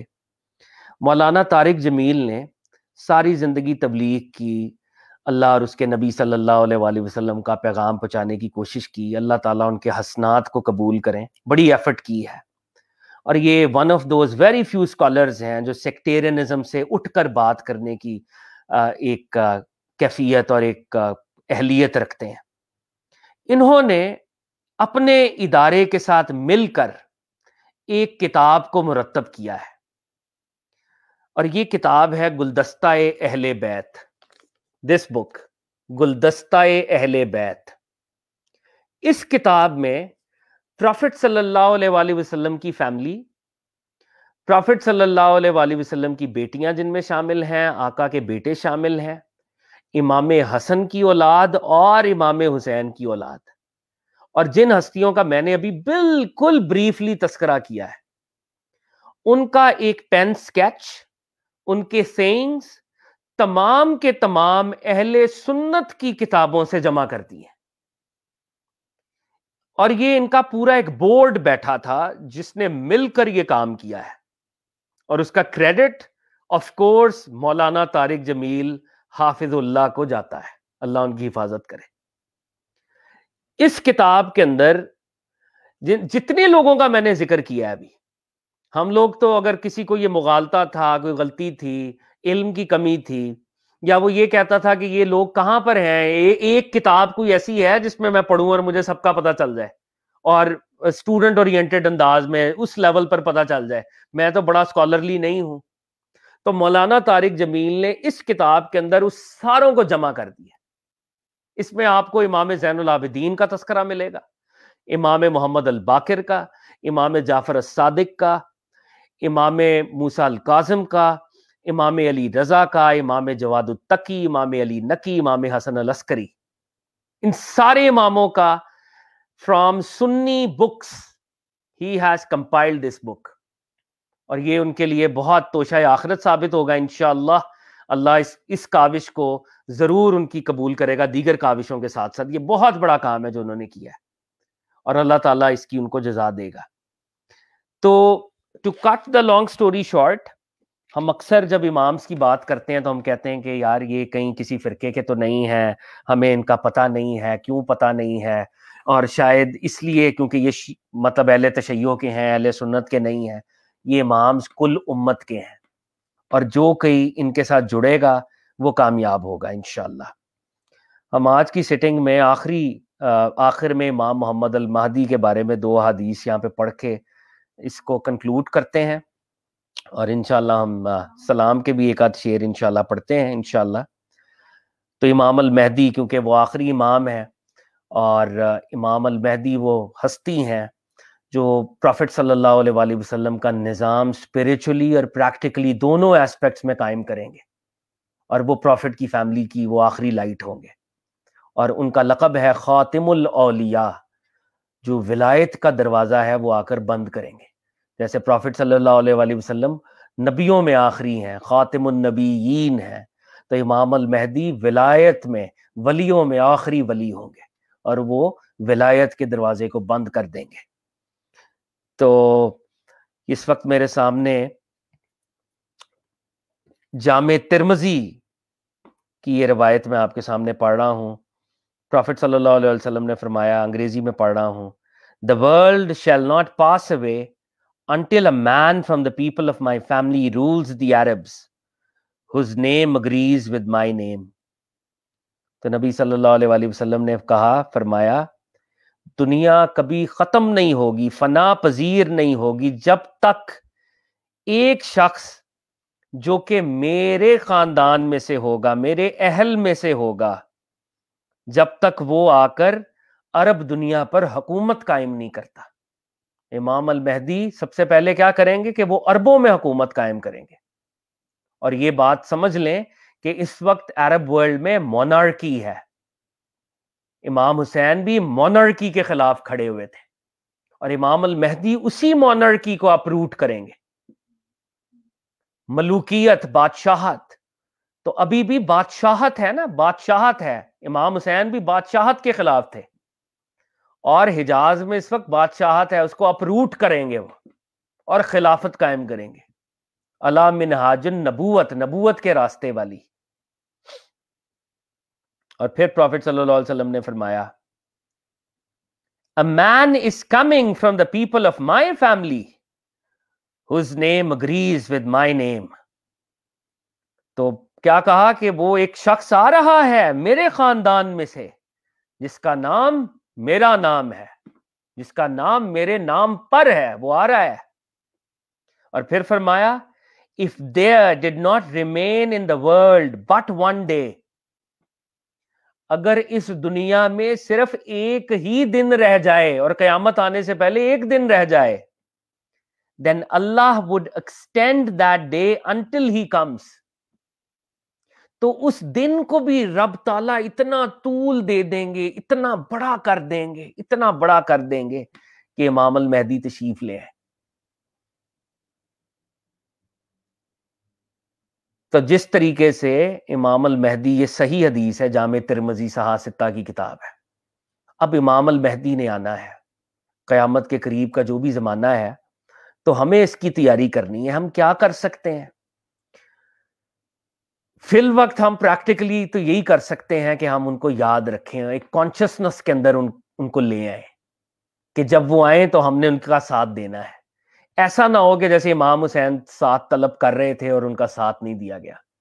تو اب ہماری کانشسنس میں یہ ہو کہ ہم امام حسین کے ساتھی تو نہیں بن سکے تھے، لیکن شاید ہم یا ہماری جنریشنز امام مہدی کو دیکھیں، اور ہم پر یہ واجب ہو جائے گا کہ جب وہ آئیں تو ہم نے ان کا ساتھ دینا ہے. We have to help him, we have to be his supporters. یہ ہم پر پروفٹ صلی اللہ علیہ وسلم یہ حدیثیں کیوں بتا رہے ہیں؟ تقاضا کیا ہے؟ تقاضا یہ ہے کہ اس کی مدد کرنی ہے، اس کی پیروی کرنی ہے، اس کے پیچھے چلنا ہے وہ جب آئے گا. اور یہ پروفٹ صلی اللہ علیہ وسلم ہی کی فیملی میں سے انہوں نے آنا ہے. تو اگر ہم امام مہدی کی پیروی کرنا چاہتے ہیں اور ان کو فالو کرنا چاہتے ہیں، تو ہمیں امام حسین کی سٹرگل کو ان لیٹر اینڈ اسپرٹ انڈرسٹینڈ کرنا ہوگا. تو یہ کچھ ہم نے طالب علمانہ سا ایک سروے آج بھی کیا ہے، اس میں پروفٹ کی فیملی کا کچھ ہم نے تذکرہ جو بات کی ہے اس کا ایک بہت ہی بریف سا تذکرہ ہم نے کیا ہے. کیونکہ شب عاشور ہے تو ہم آج کی اور ان سلسلہ یہ جو ہم نے چلایا تھا اس کو ہم کلمنیٹ کریں گے دعا پر اور سلام پر انشاءاللہ. اور اس سے پہلے مجھے برکت کے لیے پیر سید نصیر الدین نصیر صاحب رحمۃ اللہ علیہ کے کچھ اشعار جو مجھے بڑے محبوب ہیں، مجھے یاد ہیں، وہ میں پڑھنا چاہوں گا اور اس پر ہم کلمنیٹ کریں گے. تو پیر صاحب فرماتے ہیں، جس کی جرت پر جہان رنگ و بو سجدے میں ہے. یہ پورا جہان رنگ و بو، یہ جو دنیا ہے، وہ کسی کی بہادری کو سلوٹ کر رہی ہے اور وہ ٹریبیوٹس پیش کر رہی ہے، وہ سجدے کر رہی ہے کہ آج امام حسین کی قربانی کی وجہ سے نماز بچ گئی، پروفٹ صلی اللہ علیہ وسلم کی شریعت بچ گئی، اگر امام نہ ہوتے تو یہ شاید نہ بچتی۔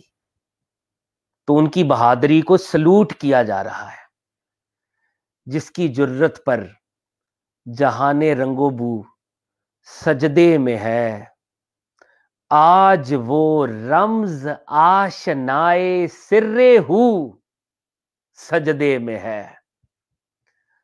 سر ہو اللہ کا ایک ہونا، سر مسٹری، رمز بھی مسٹری، آشنا ہونا، جاننا۔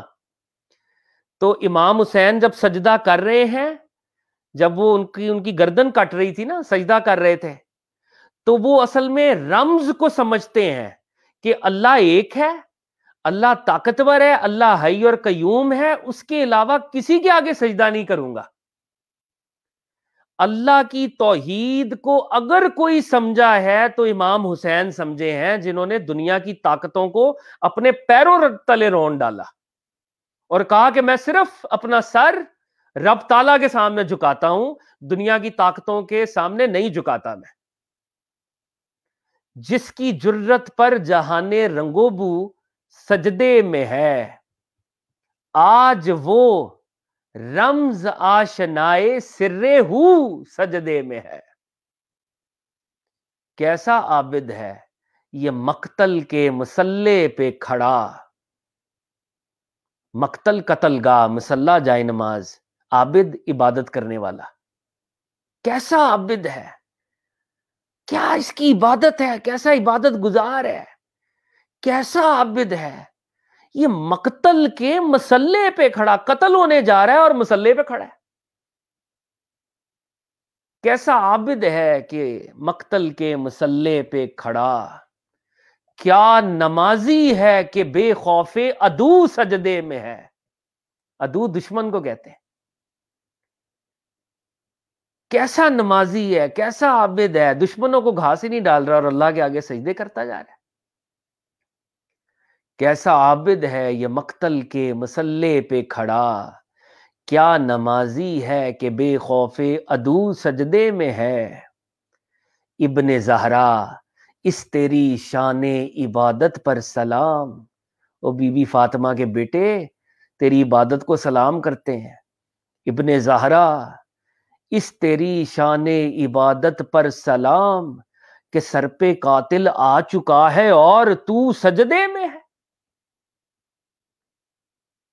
یہاں پر قاتل آئے تو ہم اپنی نعوذ باللہ نمازیں چھوڑ دیتے، لیکن پروفٹ صلی اللہ علیہ وسلم کا نور نظر، امام علی مقام امام حسین علیہ السلام، سر پہ قاتل آ چکا ہے اور تو سجدے میں ہے۔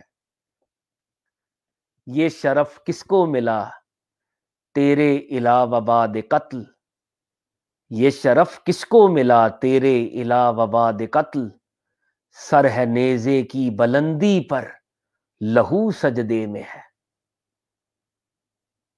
یہ شرف کس کو ملا تیرے علاوہ بعد قتل، سر ہے نیزے کی بلندی پر لہو سجدے میں ہے۔ جس کی جرت پر جہان رنگ و بو سجدے میں ہے، آج وہ رمز آشنائے سر ہو سجدے میں ہے۔ ہم آخر میں پروفٹ صلی اللہ علیہ وسلم کی بارگاہ میں اور امام حسین کی بارگاہ میں دو دو اشعار سلام کے اور پھر دعا کرتے ہیں اور آج کی سیٹنگ کو کلمینیٹ کرتے ہیں۔ جی جی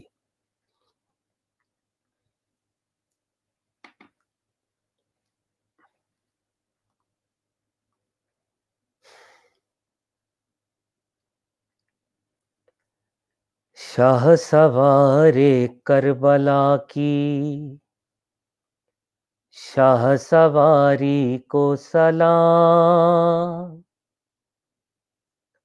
شاہ سوار کربلا کی شاہ سواری کو سلام، شاہ سوار کربلا کی شاہ سواری کو سلام، شاہ سوار کربلا کی شاہ سواری کو سلام، نیزے پر قرآن پڑھنے والے قاری کو سلام، نیزے پر قرآن پڑھنے والے قاری کو سلام، شاہ سوار کربلا کی شاہ سواری کو سلام،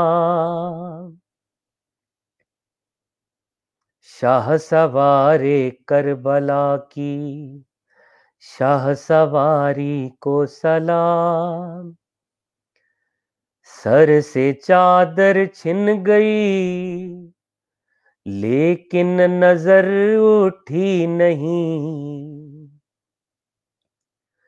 سر سے چادر چھن گئی لیکن نظر اٹھی نہیں، حضرت زینب تمہاری پردہ داری کو سلام، حضرت زینب تمہاری پردہ داری کو سلام، نیزے پہ قرآن پڑھنے والے قاری کو سلام، شاہ سوار کربلا کی شاہ سواری کو سلام،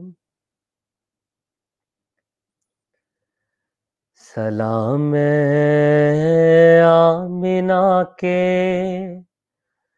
لال محبوب سبحانی،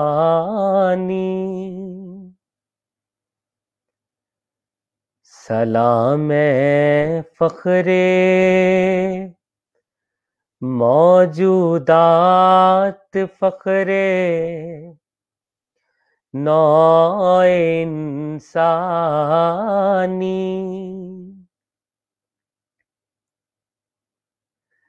سلام اس پر کہ جس کے گھر میں چاندی تھی نہ سونا تھا،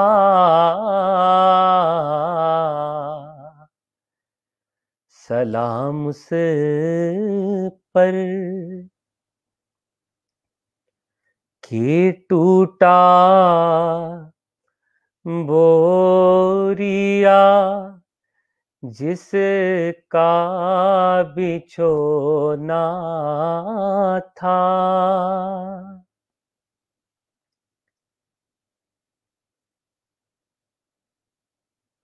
تیرا در ہو میرا سر ہو میرا دل ہو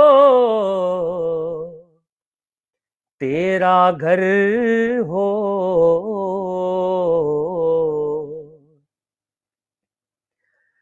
تمنا مختصر سی ہے مگر تمہید طولانی،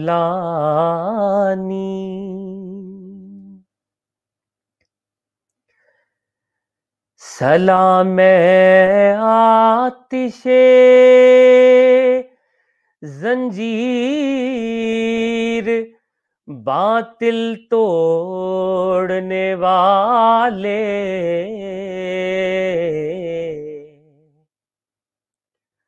سلام خاک کے ٹوٹے ہوئے دل جوڑنے والے،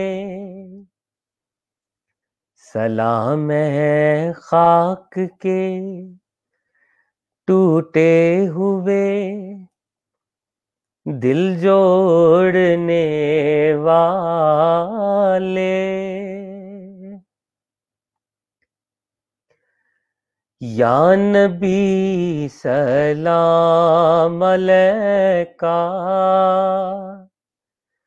یا رسول سلام علیکہ، یا حبیب سلام علیکہ، یا حبیب سلام علیکہ،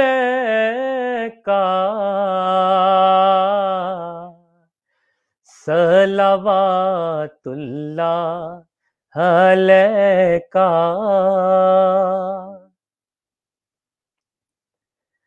حبیبی یا رسول اللہ،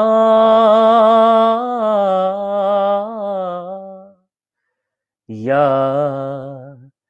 حبیب اللہ، حشر میں سرکار آنا،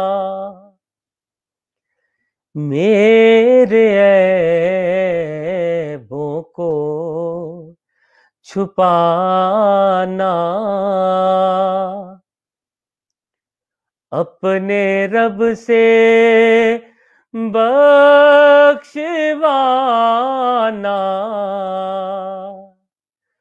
یا رسول اللہ، یا حبیب اللہ، یا رسول اللہ، یا حبیب اللہ، اپنے رب سے بخشوانا،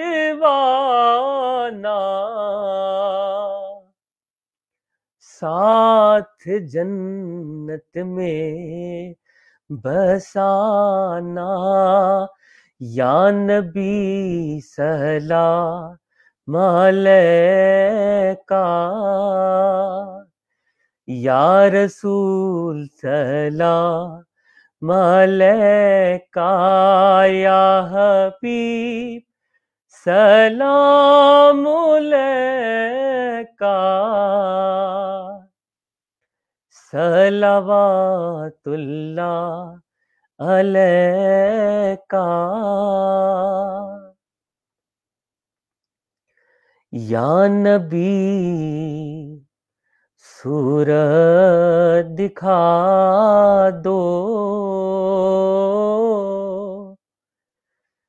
بات جو بگڑی بنا دو، سوکھی بستی کو بسا دو، ڈوبی کشتی کو ترا دو، یا نبی سلام علیکہ، واسطہ آلے ابا کا، واسطہ خیر النساء کا، اور شہ مشکل کشا کا، اور شہید کربلا کا، غم نہ ہو روزے جزا کا، یا نبی سلام علیکہ، یا رسول سلام علیکہ، یا حبیب سلام علیکہ، صلوات اللہ علیکہ، از تو پھیلے غوث اعظم، گنج بخشے فیض عالم، صدقائے امام اعظم، دور ہو سبھی کے رنج و غم، یا نبی سلام علیکہ، یا رسول سلام علیکہ،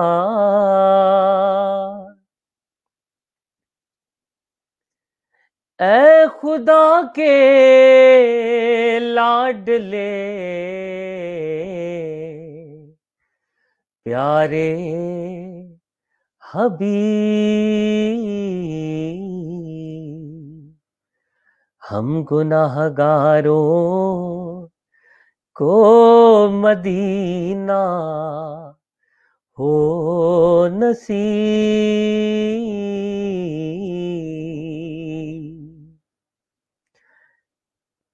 اساں تیری یاد دا دیوا بالیا،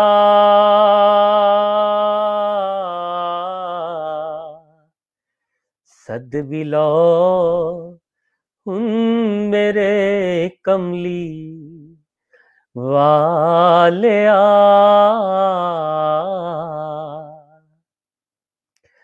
اے خدا کے لاڈلے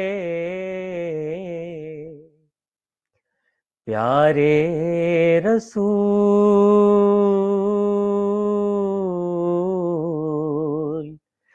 یہ سلام عاجزانہ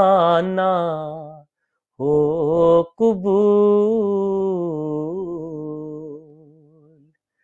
یہ سلام عاجزانہ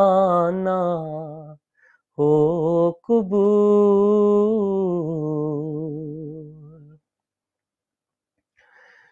بسم اللہ الرحمن الرحیم، الحمدللہ رب العالمین، الرحمن الرحیم، مالک یوم الدین، ایاک نعبد و ایاک نستعین، اہدنا الصراط المستقیم، صراط الذین انعمت علیہم غیر المغضوب علیہم ولا الضالین، آمین۔ بسم اللہ الرحمن الرحیم، ان اللہ و ملائکتہ یصلون علی النبی یا ایھا الذین آمنوا صلوا علیہ وسلموا تسلیما، الصلاۃ والسلام علیک یا سیدی یا رسول اللہ، الصلاۃ والسلام علیک یا سیدی یا حبیب اللہ، الصلاۃ والسلام علیک یا سیدی یا رسول اللہ، الصلاۃ والسلام علیک یا سیدی یا حبیب اللہ۔ پاک پروردگار، آپ کی دی ہوئی توفیق سے ہم نے آپ ہی کی توفیق سے یہاں پر ذکر کی محفل کو سجایا۔ پروردگار، جن لوگوں نے یہاں پر ذکر کی محفل میں حصہ لیا، سنایا، پروردگار یہ ذکر آپ کی بارگاہ میں پیش کرتے ہیں، آپ کی خوشنودی کے لیے کیا گیا، پروردگار اس کو اپنی بارگاہ میں قبول فرما لے۔ پروردگار اس ذکر میں بشری تقاضوں سے جو ہماری کمی کوتاہی رہ گی، پروردگار آپ کی بارگاہ میں توبہ کرتے ہیں، توبہ قبول فرما لے۔ پروردگار عالم، تیری دی ہوئی توفیق سے ہمارے ایک دوست نے قرآن عظیم الشان کی تلاوت کی ہے، اس تلاوت کا ثواب خاص طور پہ نبی صلی اللہ علیہ وآلہ وسلم کی بارگاہ میں، تمام انبیاء کی بارگاہ میں، تمام اولیاء کاملین، صحابہ کرام، خلفائے راشدین کی بارگاہ میں پیش کرتے ہیں، بالخصوص پنجتن پاک علیہ السلام، اہل بیت اطہار اور شہدائے کرب و بلا، اسیران کرب و بلا کی ارواح کو پیش کرتے ہیں۔ پروردگار قبول و منظور فرما۔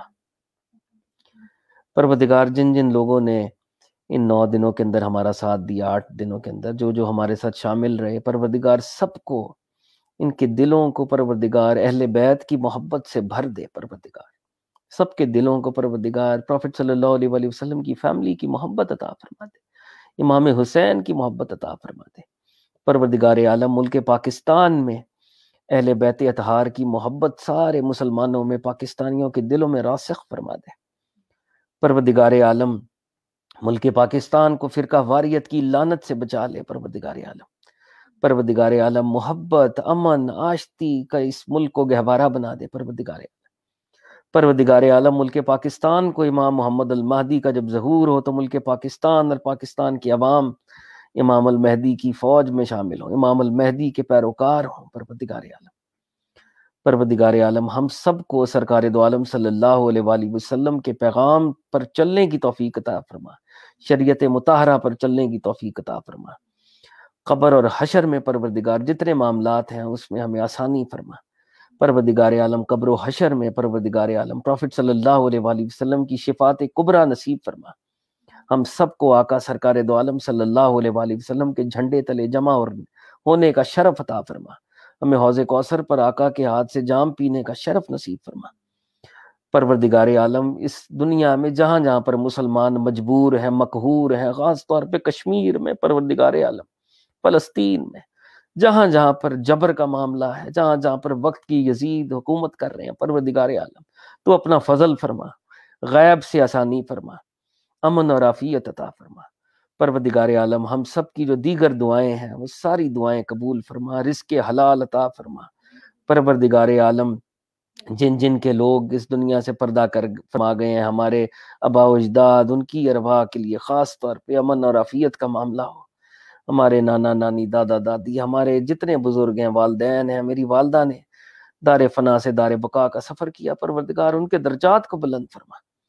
پروردگار عالم ان کے پیرنٹس زندہ ہیں، ان کے پیرنٹس کو لمبی طویل صحت اور سلامتی والی زندگی عطا فرما۔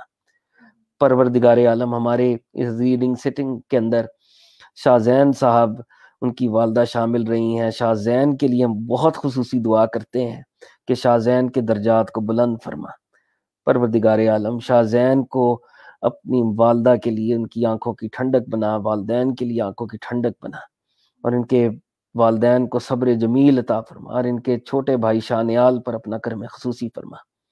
پروردگار عالم جن لوگوں کا میں نام نہیں لے رہا لیکن وہ سب میری دعا میں ہیں، ہمارے کشف المحجوب ریڈنگ سیشن میں، پروردگار عالم ان سب کے جتنے لوگ ہیں جو حضرت علی حجویری رضی اللہ تعالیٰ عنہ کے اس کتاب سے جڑے اور پھر آگے بڑھ رہے ہیں، پروردگار عالم سب کی منازل میں آسانی عطا فرما۔ جتنے ریڈنگ سیشن کے اندر ہیں اور دیگر لوگ ہیں جنہوں نے فیس بک کے تھرو جوائن کیا، پروردگار نیت کا اخلاص عطا فرما، عمل صالح ہم کریں۔ پروردگار عالم نمود و نمائش سے اور پریٹینس سے ہمیں بچا۔ پروردگار عالم میرے سارے دوست، میری بہنیں، بھائی، جو لوگ بھی ان دنوں میں شامل رہے، جس درجے پر شامل رہے، پروردگار سب پر اپنا فضل اور کرم کا معاملہ فرما۔ پاکستان کی پروردگار عالم خیر فرما، ہمارے شہر کراچی کی خیر فرما، ساری جگہ پر جہاں پر یہ بارش کا معاملہ ہے، یہ پروردگار عالم آسانی اور عافیت کا معاملہ فرما۔ کووڈ-19 کا پروردگار یہ جو افریت ہے، پروردگار اس سے سب کو بچا، پوری دنیا پر رحمت کا معاملہ فرما دے۔ تو غنی از ہر دو عالم، من فقیر روز محشر روز رہائے من پذیر، گر تمی بینی حسابم ناگزیر، از نگاہ مصطفیٰ پنہا بگیر، شاہ مرداں شیر یزداں قوت پروردگار، لا فتح الا علی، لا سیف الا ذوالفقار، شاہ است حسین پادشاہ است حسین، دین است حسین دین پناہ است حسین، سرداد نہ داد دست در دست یزید، حقا کے بنا الہ الہ است حسین۔ خدا خود والا و شہدہ جناب غوث اعظم کا، سر عالم میں ہے سودا جناب غوث اعظم کا، اگر وہ ناز سے پوچھیں تو کس کا بندہ ہے حافظ، کہوں بے ساختہ شاہ جناب غوث اعظم کا۔ گنج بخش فیض عالم مظہر نور خدا، نا کسارا پیر کامل کاملارا رہنما، گنج بخشی آپ کی مشہور، ہم پر کر کرم کروا کرم، دونوں جہاں میں رکھ شرم، آفتاب فیض عالم مہتاب اولیاء، سینہ میرا حسین ام الکتاب اولیاء۔ پروردگار جس جگہ پر ہم بیٹھے ہیں اس کو ہم نے حضرت سید میرا حسین زنجانی رضی اللہ تعالیٰ عنہ سے نسبت دی ہے، یہ شہر لاہور کے پہلے بزرگ ہیں، داتا صاحب کے پیر بھائی ہیں۔ پروردگار جد امجد کی روح کو خاص طور پہ یہ ذکر پیش کرتے ہیں، ان کے درجات کی بلندی کی دعا کرتے ہیں جو آلریڈی بلند ہے۔ پروردگار ہمیں حضرت میرا حسین زنجانی کے نقش قدم پر چلا، پروردگار عالم حضور داتا صاحب رضی اللہ تعالیٰ عنہ کے نقش قدم پر چلا، ان کے درجات آلریڈی بلند ہیں، ان کے درجات مزید بلند فرما، اور ان کے صدقے ہم سب پر فضل و کرم کا معاملہ فرما۔ صلی اللہ تعالیٰ علی حبیب خیر خلقہ محمد وعلی آلہ وصحبہ اجمعین، ورحمتک یا ارحم الراحمین، آمین یا رب العالمین۔